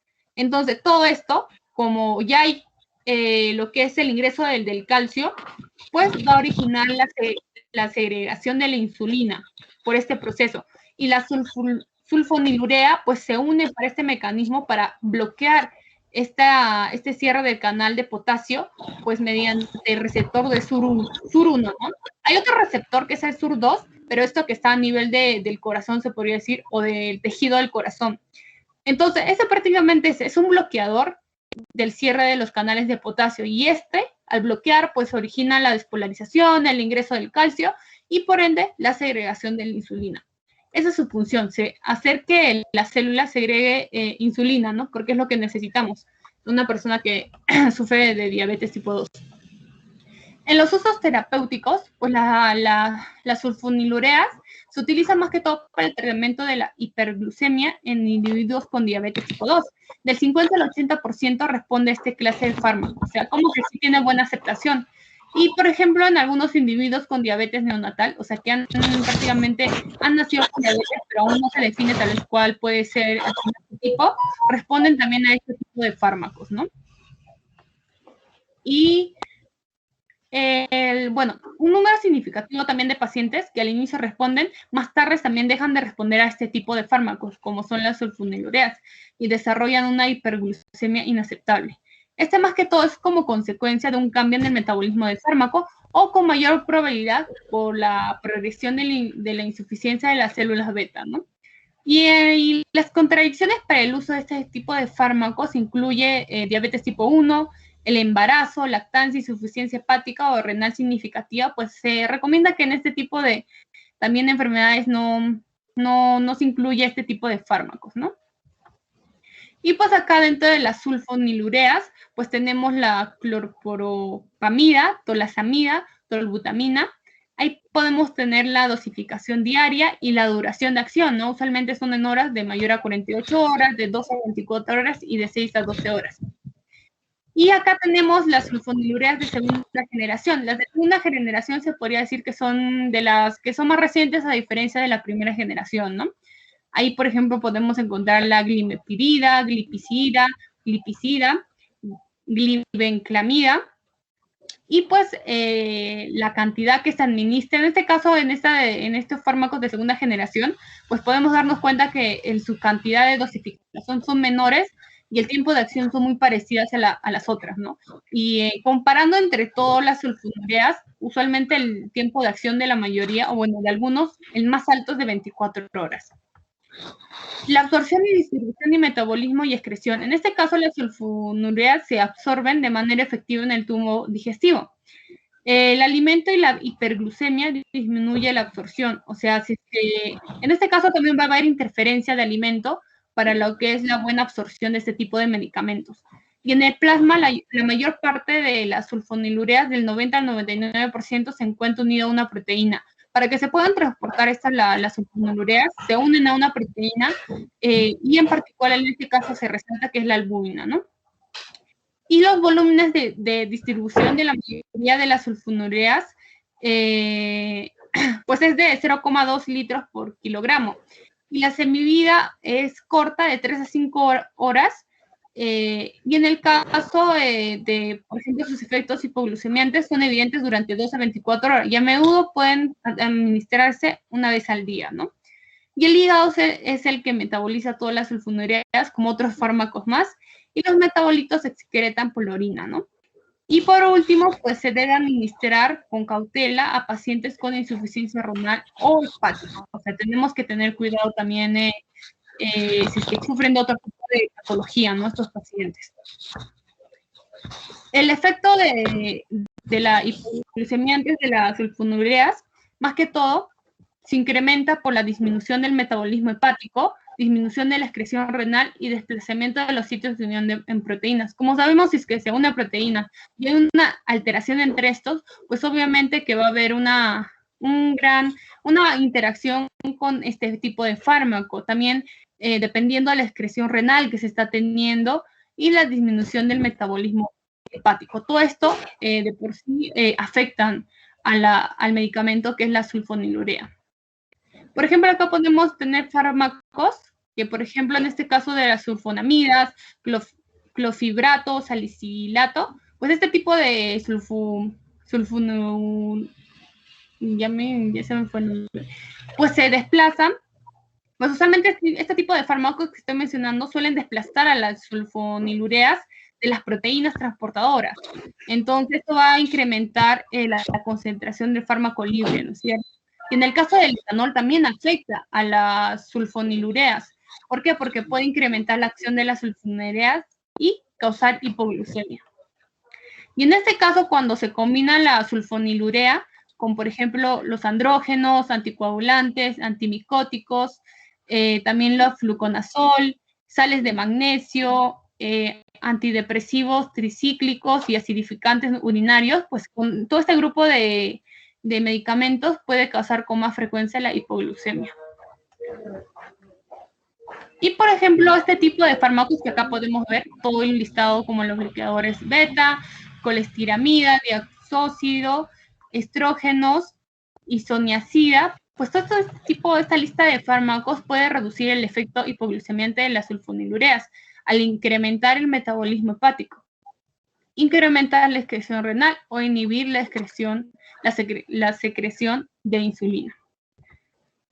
Y por los efectos secundarios que se puede tener con este tipo de fármacos, los más frecuentes son dos, que es que puede causar reacciones hipoglucemiantes, como mencioné, y llegar hasta el coma. Como mencioné anteriormente, lo que más se corre riesgo con este tipo de fármacos es que se llegue a una excesiva hipoglucemia. Y también hay un aumento de 1 a 3 kilos de peso. Y los efectos menos frecuentes se podría decir que son las náuseas, vómitos, ictericia colestásica, agranulocitos, granulocitosis, disculpen, anemia plástica y así. Y pues en las interacciones con fármacos, interacción del fármaco, en este caso con alcohol y tanto con tabaco, va a ser la misma interacción que tiene con la insulina. ¿Por qué? Porque al final todo esto tiene la misma función, que son antidiabéticos. Por ejemplo, como mencioné en el caso del alcohol, por lo que es la presencia de la nicotina y todo eso, lo que hace con el alcohol con el tabaco, disculpen, con el tabaco que contiene la nicotina, es que va a aumentar la glucosa en plasma.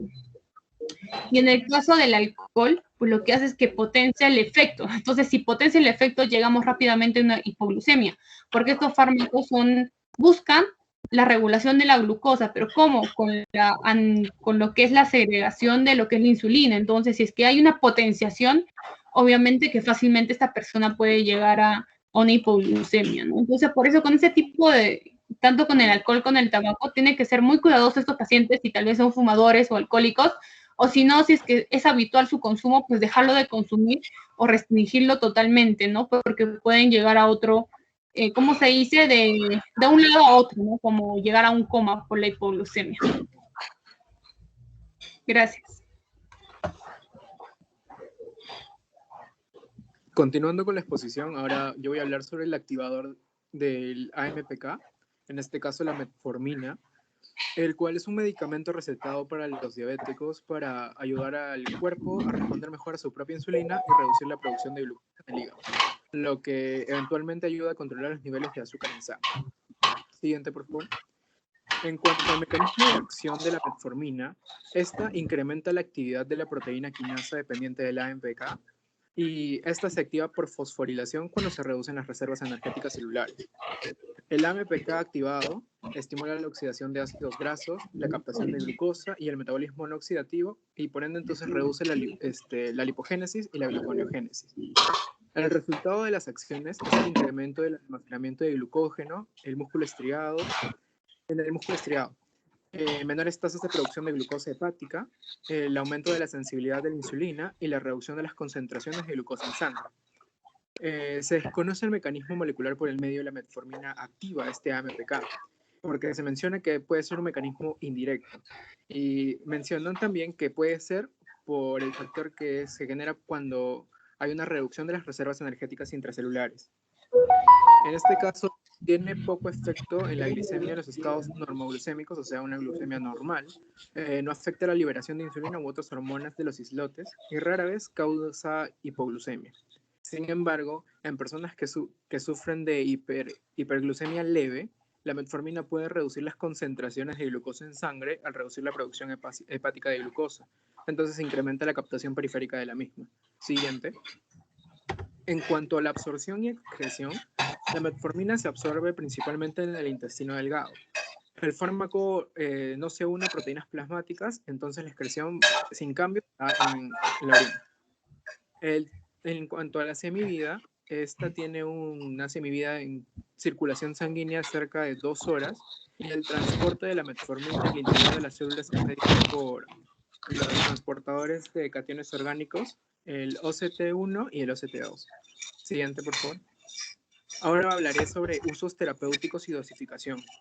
La metformina es un fármaco oral utilizado a menudo para diabetes tipo 2 y en términos generales se acepta como tratamiento de primera línea para esta enfermedad. Es eficaz como monoterapia, o sea, el medicamento solo y también el tratamiento combinado.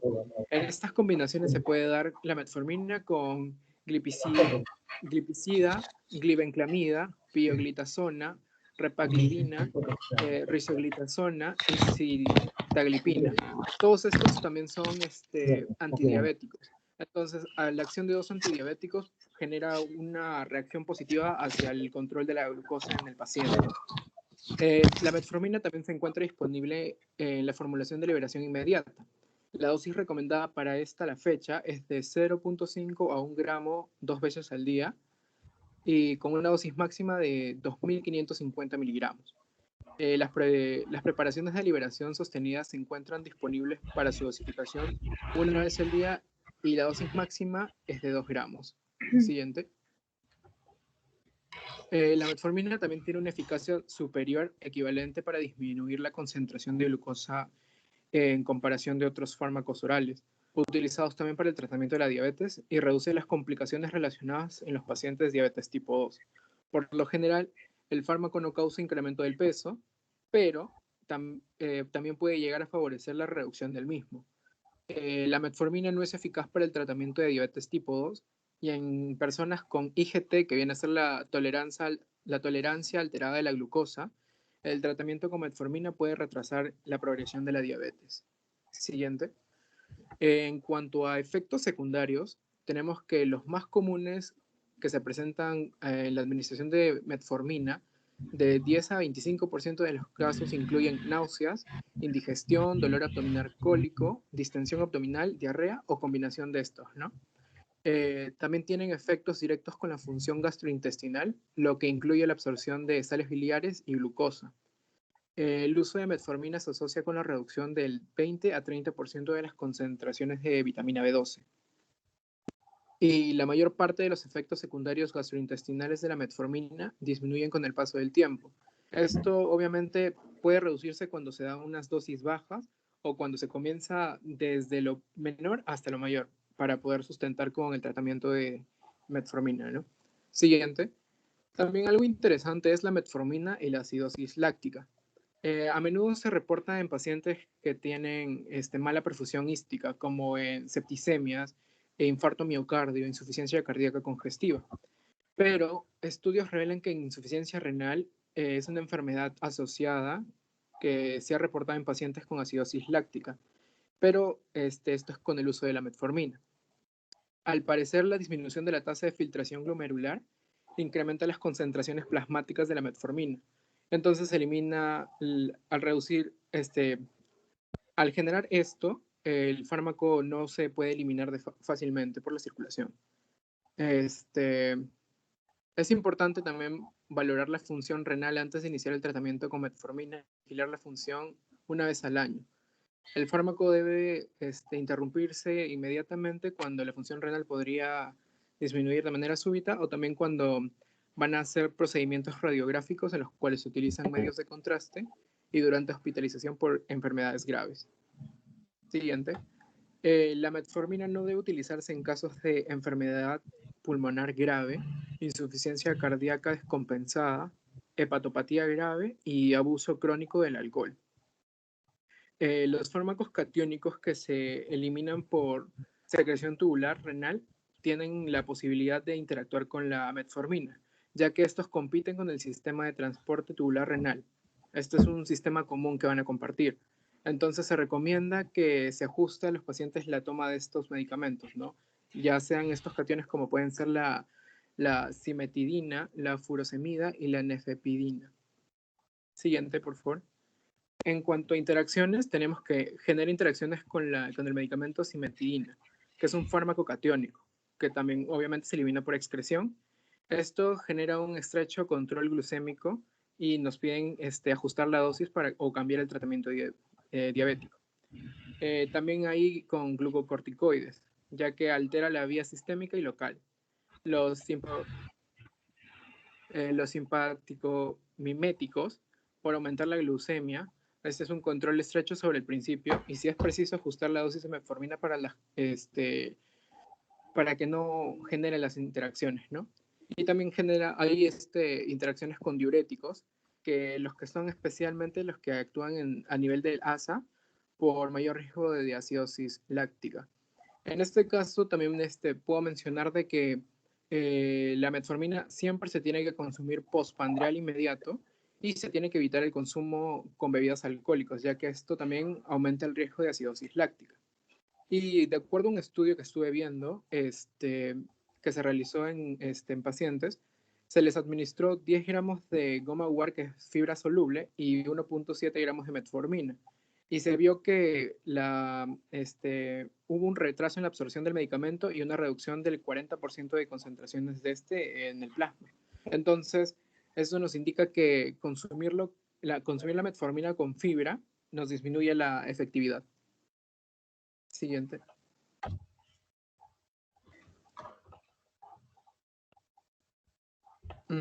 Ahora el segundo fármaco que voy a tocar son los fármacos basados en el GLP-1.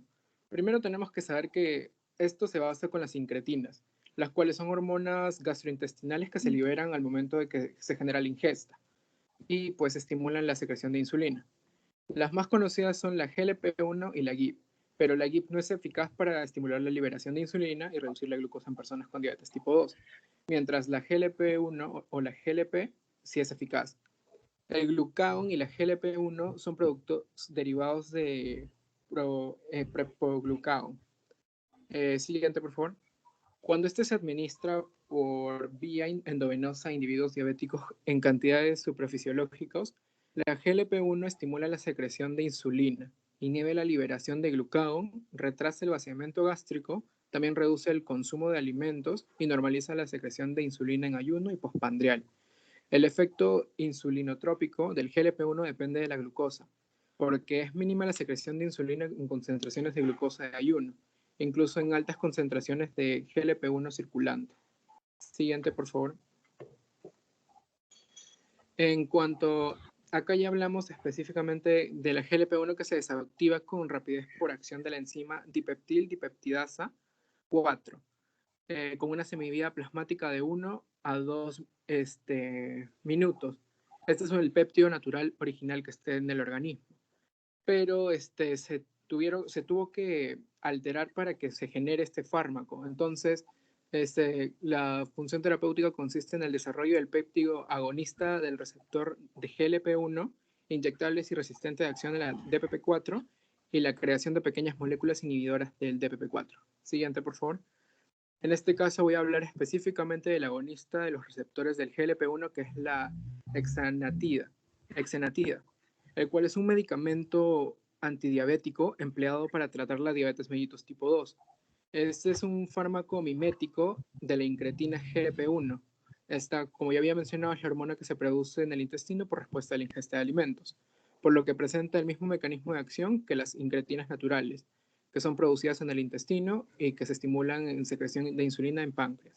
Esto cabe resaltar que esta exenatida fue creada a base de los genes de un reptil.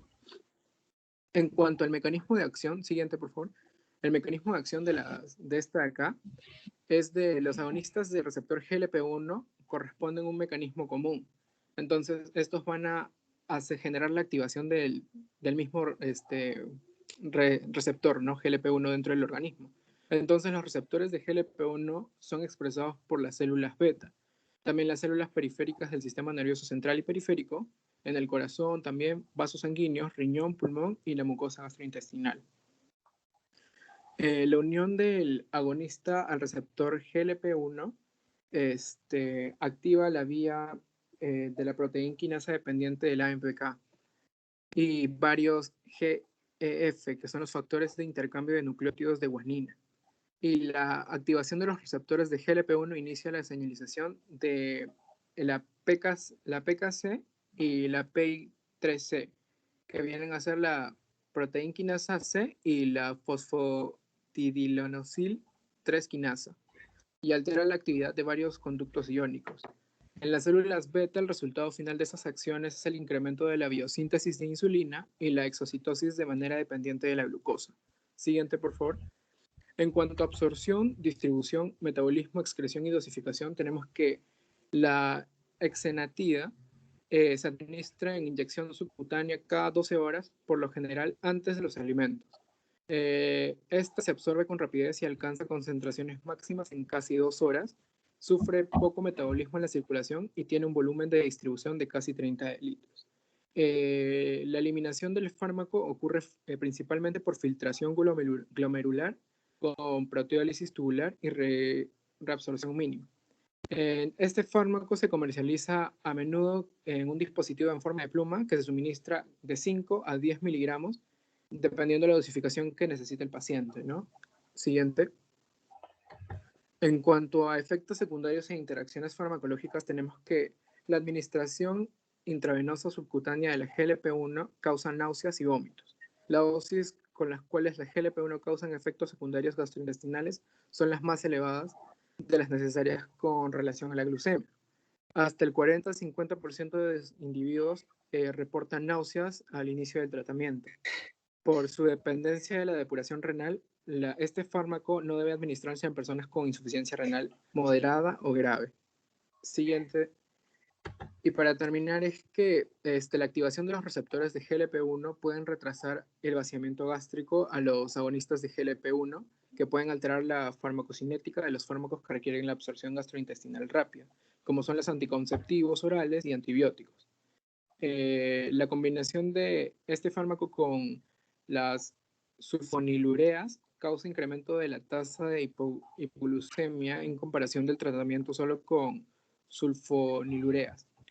Y existe una posible asociación de este fármaco con la pancreatitis, incluyendo la pancreatitis hemorrágica letal o no letal, o también la pancreatitis necrosante. Ahora le doy el pase a mi compañera.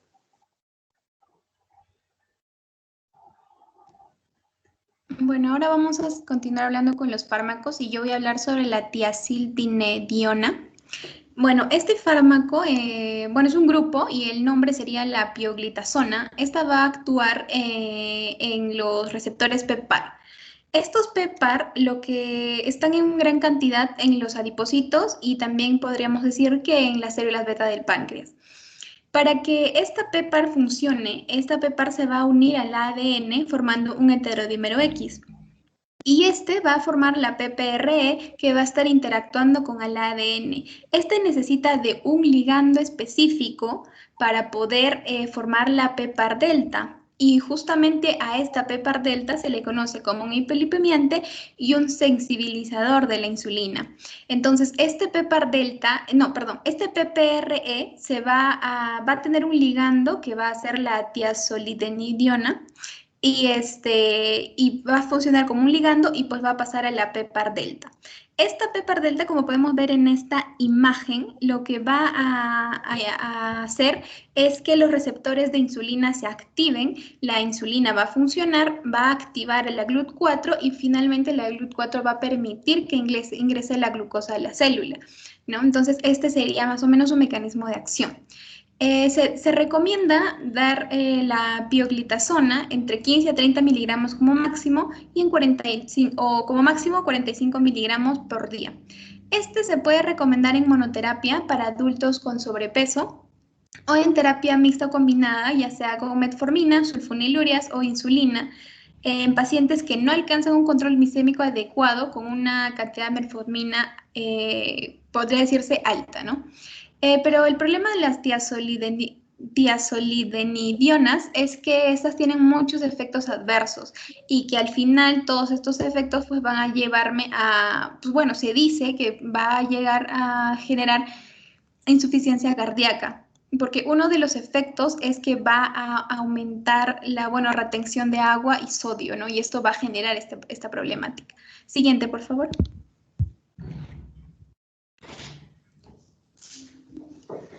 Bueno, acá vamos a ver lo que es la comparación con la metformina y la tiazidinediona, y acá entendemos de por qué se usa en realidad la metformina como la primera línea para tratar la diabetes. Por ejemplo, la metformina, como había mencionado ya mi compañero, va a actuar en el AMPK y la tiazolidinediona actúa en el PPAR delta, ¿no?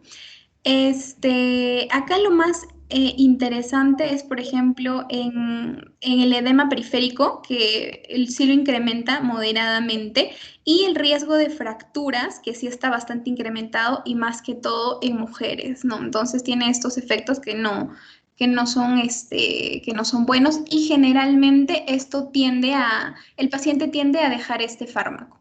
Siguiente, por favor. Bueno, acá vamos a ver sus interacciones con fármaco-fármaco. En realidad la tiazolidinediona no interactúa mucho con fármacos que vayan de acuerdo a este tratamiento para hipoglucemiantes, pero por ejemplo encontré uno que era la rifampicina, ¿no? La rifampicina se usa en la meningitis y si la administráramos juntas, por ejemplo, es que esta va a inducir la citocromo P450 hepática y va a disminuir la concentración de la pioglitazona, ¿no? Y por ejemplo, a diferencia de esto, ya el genfibrosilo, que esto lo hemos visto ya también como los fibratos, estos va a impedir el metabolismo de la pioglitazona y los va a elevar a niveles muy altos. Entonces, si nosotros tenemos un margen de un fármaco, si pasamos ese margen, pues llegará a ser tóxico, ¿no? Además que aumenta la absorción de agua y sodio y genera más problemas. Como había mencionado, podría llegar a tener insuficiencia cardíaca. Siguiente, por favor.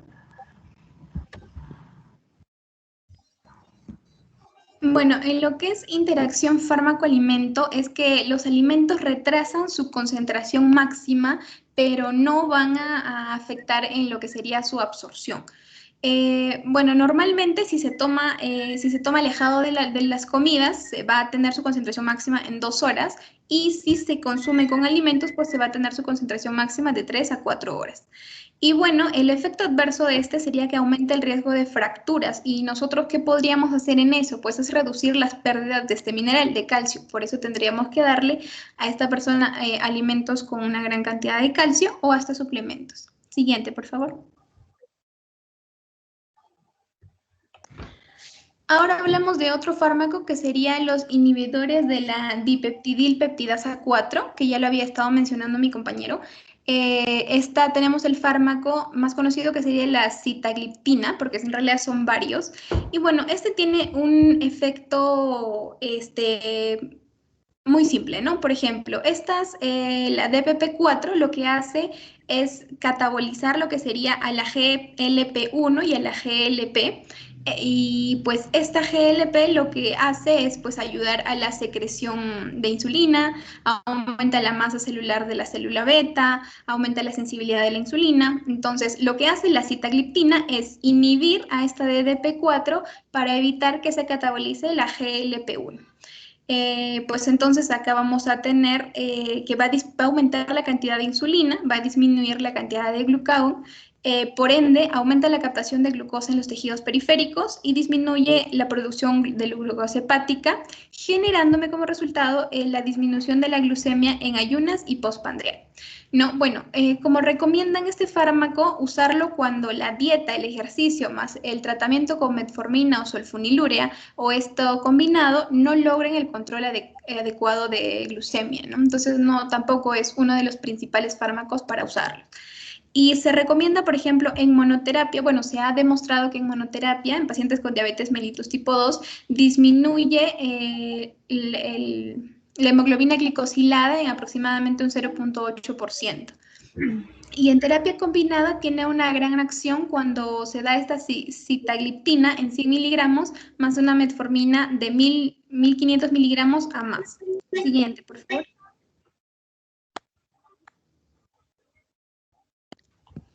Bueno, ahora vamos a ver la interacción fármaco-fármaco. La sitagliptina tiene tiene un efecto con la digoxina, que la digoxina es ayuda a fármaco para el corazón. Lo que va a hacer esta, pues, es aumentar los niveles de digoxina en un 18% de su concentración que ya se considera máxima, ¿no? Como había dicho, si ya está en un margen y pasa eso, se vuelve tóxica. Entonces, no se deben administrar estos dos fármacos juntos. Y también, por ejemplo, el ketoconazol, que es un inhibidor potente de la citocromo P3-4A. Esta ya va a inhibir la absorción de la sitagliptina, entonces tampoco se recomienda pues darlos juntos. Siguiente, por favor.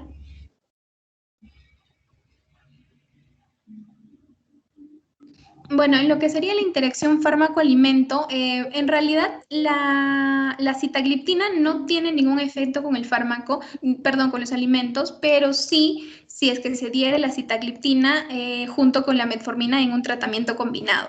Lo que pasaría es que disminuiría los niveles de la vitamina B12 porque lo que hace la metformina en sí es disminuir los niveles de ácido clorhídrico, del factor intrínseco y del complejo COP-F1, ¿no? Que es lo que me va a ayudar a captar la vitamina B12. Pero para esto, pues tenemos un tratamiento nutricional que se ha demostrado que aumentando el consumo de calcio, pues va a volver a funcionar este complejo F1, COP-F1, y pues va a ayudar a absorber la vitamina B12, ¿no? Entonces, se recomendaría aumentar el consumo de calcio en estas personas.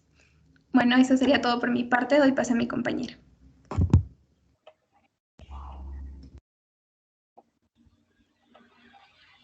Bueno, ahora vamos a hablar sobre las dietas para diabetes tipo 2. Bueno, según la guía ALAT, el plan de alimentación debe aportar entre 800 a 1500 kilocalorías por día para hombres con un IMC menor a 37 y mujeres con IMC menor a 43. De 1500 a 1800 calorías por día para el paciente que superan IMC inadecuado, ¿no? En cuanto a distribución de macronutrientes, tenemos los carbohidratos que van de 40 a 60%, proteínas de 15 a 30% y de grasas de 30 a 45%. En las grasas encontramos los ácidos grasos monoinsaturados que deben de ir de 12 a 20%, ácidos grasos saturados menor a 7%, los ácidos grasos trans menores a 1%, ácidos grasos poliinsaturados hasta el 30%, y ácidos grasos poliinsaturados, el omega 3, dosis de 1 a 3.5 gramos por día. Siguiente, por favor. En cuanto a los carbohidratos, deben restringirse los azúcares simples y los que se ingieren deben de ser los complejos, ¿no? Se pueden emplear edulcorantes, se debe aumentar el consumo de fibras, cereales y legumbres. La fibra enlentece la absorción de carbohidratos. También debe limitarse la cantidad de sal en la dieta, recomendándose no superar los 3 gramos de cloruro de sodio o sal común al día, y si hay hipertensión, menor al 2.4 gramos. Y si es que hay neuropatía e hipertensión, ambos, menor a 2 gramos. La ingesta de alcohol no acompaña ingestión de alimentos, es para personas con diabetes tratadas con insulina y para no producir hipoglucemia. Siguiente.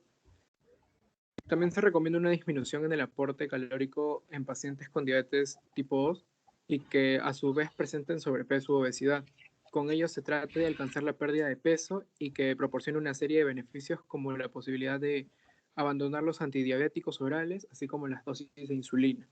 Y también resaltar que los pacientes no deben saltar las comidas, ¿no?, del día, en especial las 5 comidas, incluyendo las 2 colaciones. Siguiente, por favor. Y en cuanto a alimentos a evitar, nos hablan sobre lácteos.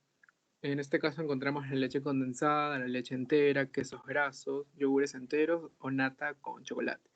En carnes y derivados tenemos las vísceras, los patés, los chorizos, en general los embutidos. En pescados tenemos al salmón, los ahumados, las cigalas y conservas para disminuir también el consumo de sodio. En cereales igual, evitar los que son azucarados, los que llevan los ultraprocesados o procesados. En verduras y frutas, hortalizas, perdón, evitar los snacks. También hablando de frutas confitadas y de almíbar, también evitar el consumo. En cuanto a grasas, como la manteca de cerdo, las tocinetas, la nata, las mantequillas, también evitar. Y bebidas refrescos como bebidas alcohólicas y bebidas gasificadas, también quitarlas de la dieta. Siguiente, por favor. Y las opciones saludables es que entre platos de carnes, es preferible que un paciente consuma pechugas de pollo o pavo a la plancha en específico, o lomos a lo mío que contienen menor cantidad de grasa. Y pues sí, también se tienen que evitar las salsas, ¿no? Pero como cabe resaltar que pueden consumir los condimentos sin ningún problema, pero siempre teniendo en consideración la cantidad de sal o sodio. En cuanto a las preparaciones de pescado, se recomienda el salmón, y todo esto tiene que ser a la plancha también. Igual con platos de pasta, arroz, legumbres, tienen que ir preparados, hacer preparaciones como que lleven verduras y que lleven ingredientes que de verdad apoyen al tratamiento que están llevando, ¿no? Y finalmente, en cuanto a las verduras, las ensaladas poco aliñadas son siempre una mejor opción, y también como las cremas de verduras, gazpachos, verduras al horno, a la parrilla o a la plancha. Ahora mi compañera culmina con recomendaciones. Bueno, ya para finalizar, vamos a hablar de algunas recomendaciones para el control de la diabetes. Según la Fundación para la Diabetes, pues en este caso nos da 10 recomendaciones para mantener la diabetes bajo control. Este caso fue en el 2018, en la cual, ¿qué es lo que primero tenemos que hacer? Es aprender a convivir con la diabetes, aceptarla y a la vez trabajar para mantener un buen control, ¿no es cierto? Adaptar la alimentación, ¿qué quiere decir? No se trata de restringir al paciente, pero sí que sea consciente y educarlo para que sepa exactamente tal vez qué alimentos, en qué momento y cómo consumirlos, de qué manera. También mantener una hidratación adecuada, que es muy importante, y practicar ejercicio en forma regular. Esto lo vuelvo a recalcar como en la enfermedad pasada, que era la dislipidemia, ya que realmente los ejercicios físicos tienen un gran resultado en la mejora de este tipo de pacientes.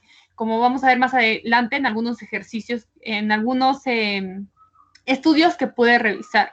También es importante realizar controles de glucosa con frecuencia y de forma estructurada, ya que así podemos estar más pendientes de que todo esté marchando bien, ¿no es cierto?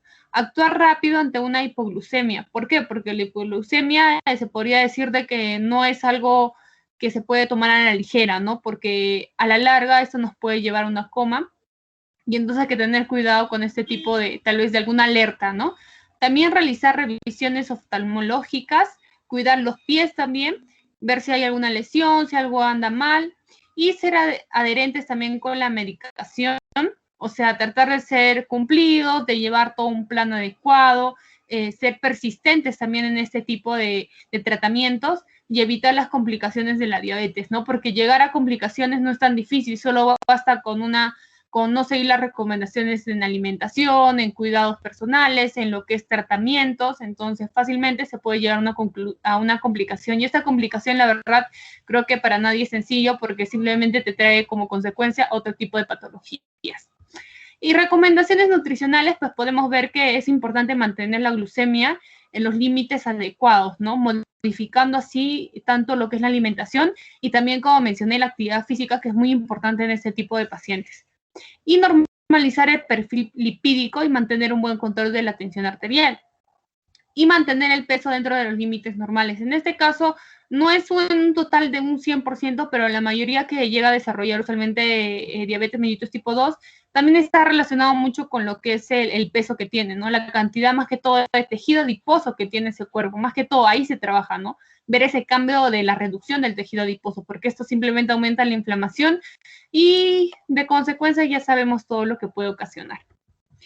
En lo que es recomendaciones tal vez de la ingesta, algunas cosas así puntuales, pues la alimentación tiene que ser variada, tanto con macro y micronutrientes, porque al final nuestro cuerpo necesita de todo esto para que siga funcionando adecuadamente. Las proteínas se recomienda de 10 a 20% del total de calorías por día, y en el caso de neuropatía diabética, pues las proteínas deberían ser alrededor de 10 o un poco menos del total de calorías diarias, ¿no? Es un poco menos que tal vez a las personas que no tienen neuropatía, ¿no? En las grasas saturadas, pues como son saturadas, aunque no son exactamente la parte negativa de la alimentación, sino que sí hay que tener cuidado más que todo con el consumo excesivo, que nuestro cuerpo se sobrecargue con este tipo de grasas, que tienen que ser menos del 10%. Las poliinsaturadas, que la más conocida, se podría decir que es el que contiene el aceite de oliva, pues menos del 10%. No, disculpe, las poliinsaturadas están en los otros tipos de alimentos, me confundí con la monoinsaturada. En el caso de las monoinsaturadas sí está lo que es el aceite de oliva, y en el caso de las poliinsaturadas pues lo podemos encontrar en otro tipo de alimentos como lo que es los frutos secos y así. Y el colesterol pues se recomienda en menos de 300 miligramos por día, ¿no? Es muy parecida esta recomendación a lo que es las dislipidemias. En el caso de alimentos ultraprocesados, como podemos ver ahí en la imagen, tal vez pizza, hamburguesas con harta crema, alta fritura, ultraprocesados, pues este tipo de alimentos tal vez para una persona normal lo puede normalmente procesar, ¿no? Pero una persona con diabetes lo puede llevar a una descompensación o lo puede llevar por el lado contrario de lo que se está buscando, ¿no? No se trata de prohibir, más que todo de educar al paciente, ofreciéndole alternativas que pueden ser más beneficiosas para su salud y que a la vez tal vez le satisfagan en cierto modo este tipo de antojos, ¿no? Y en hidratos de carbono, pues como mi compañero anteriormente mencionó, que de preferencia no azúcares simples y menos los ultraprocesados, porque esos elevan rapidísimo, se absorben rapidísimo, entonces podemos llegar a una hiperglicemia rápidamente. Y sí a los carbohidratos complejos. ¿Por qué? Porque estos carbohidratos complejos usualmente tienen cantidad de fibra, hace que la digestión sea más lenta, y pues así no una carga tan brusca o la absorción de la glucosa, ¿no? Y que llegue rápidamente, sea metabolizada. Entonces reducimos ese riesgo, o que sea más lento, ¿no? Que la glucosa siga ingresando a los tejidos. Y los edulcorantes pues son opcionales, ¿no? Aumentar el consumo de fibras, cereales, legumbres, y constituyen prácticamente los carbohidratos de un 60-70% de calorías total del día, ¿no? Y pues en la sal hay que tener cuidado, no solo en personas diabéticas, sino en nosotros normalmente. La recomendación en personas adultas son menos de 5 gramos, y en el caso de personas con diabetes, pues se recomienda que sea menos de 3 gramos por día, y si tiene hipertensión también, pues aún menos de 2,4 gramos. Y en neuropatía e hipertensión, o sea, todo combinado, se podría decir, menos de 2 gramos, ¿no? Y alcohol más insulina, como digo, puede producir hipoglucemia. Como mencioné anteriormente, la insulina está muy relacionado, o todo lo que son los tratamientos para lo que es la diabetes, como los orales o como la insulina, pues el tema del alcohol y el tabaco hay que tener cuidado, porque realmente tiene sus contradicciones, ¿no? Y más que todo el alcohol, que rápidamente te puede llevar a una hipoglucemia, porque el alcohol, como digo, potencia la insulina. Y bueno, acá solamente para resaltar como segunda vez que el ejercicio físico, la actividad física es muy importante en ese tipo de pacientes, no solo durante la enfermedad o durante toda su vida, sino que previo a que tal vez ya se desarrolle la diabetes mellitus, ¿no? Es como preventivo también. Y pues acá nos dice que es un impacto clínico de la actividad física en el tratamiento y control de los pacientes con diabetes mellitus tipo 2.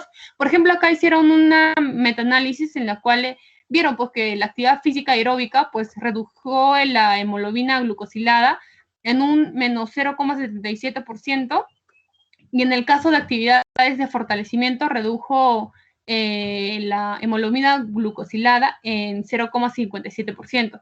O sea, si nos damos cuenta, realmente lo que es la actividad física sí llega a, en cierto modo, ser beneficioso para este tipo de pacientes. Y muchos dirán, pero no pueden salir tal vez a correr, que esto y lo otro. No, pero hay muchos tipos de actividad física. Podemos ver las que son aeróbicas o las de fortalecimiento muscular, en las cuales siempre se tiene que buscar la estrategia para que el paciente se pueda adaptar a ese. La cuestión es de que por lo menos se esfuerce en hacerlo, ¿no? Y en este tipo de actividad física es muy importante, por ejemplo, acá las recomendaciones de acuerdo a la frecuencia, la duración, la intensidad y el volumen de ejercicio. Y pues en este caso, por ejemplo, ahí te mencionan cuántas sesiones son recomendadas, el tiempo que se tiene que hacer, cuántas series de ejercicio se puede hacer, cuántas veces a la semana también. Entonces creo que estas recomendaciones son muy importantes para llevarlo a cabo, ya que no solo son fármacos, no solo son alimentos, sino que también hay que ver el otro lado, que es la actividad física, porque sí hay muchos estudios que demuestran que realmente ayuda bastante para el tratamiento y para la prevención, ¿no? Y pues ya para finalizar, pues estar sanos depende de cada uno. y del modo en que cuida su cuerpo, ¿no? Entonces, eso sería todo por la exposición de mi grupo de las dislipidemias y diabetes. Muchas gracias, profesor.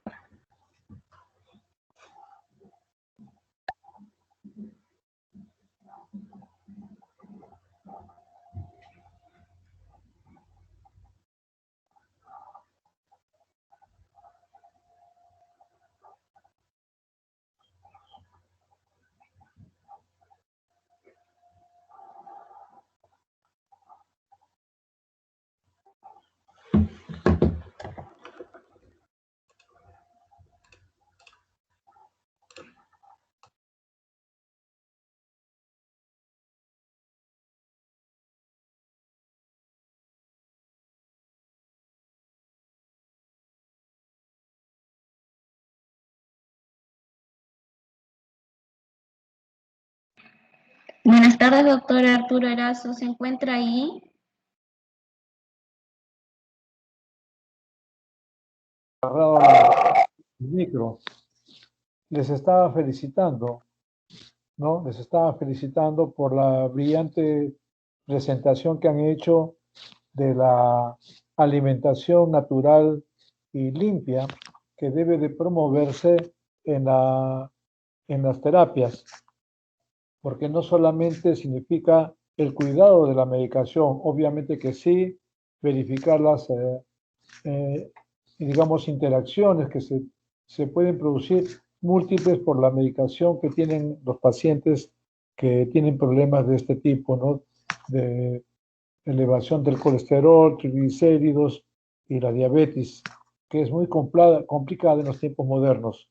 Pero ya ustedes lo han comentado en cada caso, teniendo cuidado con la vigilancia de la medicación que se está recibiendo el paciente y sobre todo el cuidado nutricional, ¿no? Que sea con alimentos realmente sanos, digamos, desde el punto de vista bioquímico, ¿no? Evitar toda la comida que pueda ser generadora de estos trastornos, evitar las bebidas de alcohol, obviamente que sí, ¿no? Y así como también el tabaco y los controles bioquímicos que se deben hacer periódicamente para el perfil lipídico de los pacientes. Realmente les voy a agradecer que me envíen esta presentación a mi correo personal. Les voy a pedir por favor, porque yo creo que es un modelo que tiene que, digamos, promoverse, ¿no? En la carrera de nutrición, que es la más indicada para poder hacer este tipo de terapias conjuntas, tanto desde el punto de vista de la vigilancia farmacológica como también de la vigilancia nutricional. No sé, ustedes algún comentario quieren añadir. A mí me ha causado una gran satisfacción el haberles escuchado estas 2 horas, hacer una revisión constantemente con todos los alumnos.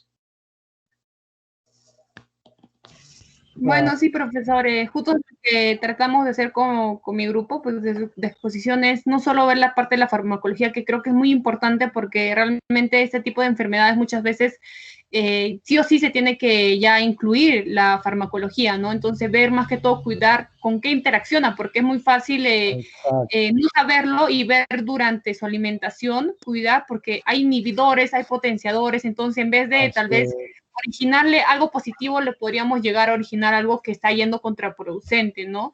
Y simplemente resaltar que siempre el estilo de vida es muy importante, más que todo en este tipo de como muchos estudios, que no solo es la alimentación, sino la actividad física, y justo es lo que tratamos de resaltar, ¿no? Porque es muy importante y más ahora para la prevención de tanto tipo de enfermedades. Sí, yo les vuelvo a felicitar, porque eso significa generar toda una cultura académica también en nuestras profesiones. La alimentación estratégica, digamos, que la doctora Anita Pareja siempre nos recomienda también en sus análisis de casos clínicos, ¿no? De que teniendo una buena alimentación al menor costo, sobre todo de nuestra población mayoritariamente de clase económica baja y media, pueden mejorar su alimentación, pueden mejorar su estado de salud, ¿no? Cuidando siempre, lógicamente, las interacciones farmacológicas, la no automedicación el no el llevar siempre un control bioquímico, ¿no?, de su organismo, sobre todo cuando tienen este tipo de trastornos metabólicos, ¿no? Entonces le decía a la señorita Diana que por favor me envíe su presentación, ¿ya?, para poder informarle esto adecuadamente a mi correo personal. Ok, ¿Lo tienen, no? doctor. Sí, sí lo tienen. tenemos. Le vamos a enviar Ya. la monografía y lo que es las PPTs. Exacto, ya a mi correo Yahoo, aerasoramirez@yahoo.com, por favor. Bueno, no tengo ninguna observación, sinceramente ha sido muy buena presentación. Los jóvenes y las chicas muy bien preparadas, bien compenetradas con los conceptos que están desarrollando, que como digo nuevamente es seguir esta escuela que están generando, la escuela de nutrición, con estos conceptos integrados ya de la farmacovigilancia, ¿no?, y la vigilancia nutricional también, por supuesto. Muchas gracias, doctor. Qué ocurrencia, qué ocurrencia. Pero me agrada mucho escucharlos, ¿eh? Sinceramente, la felicito. Bueno, estamos ya creo en la hora, ¿no? Las 4:15.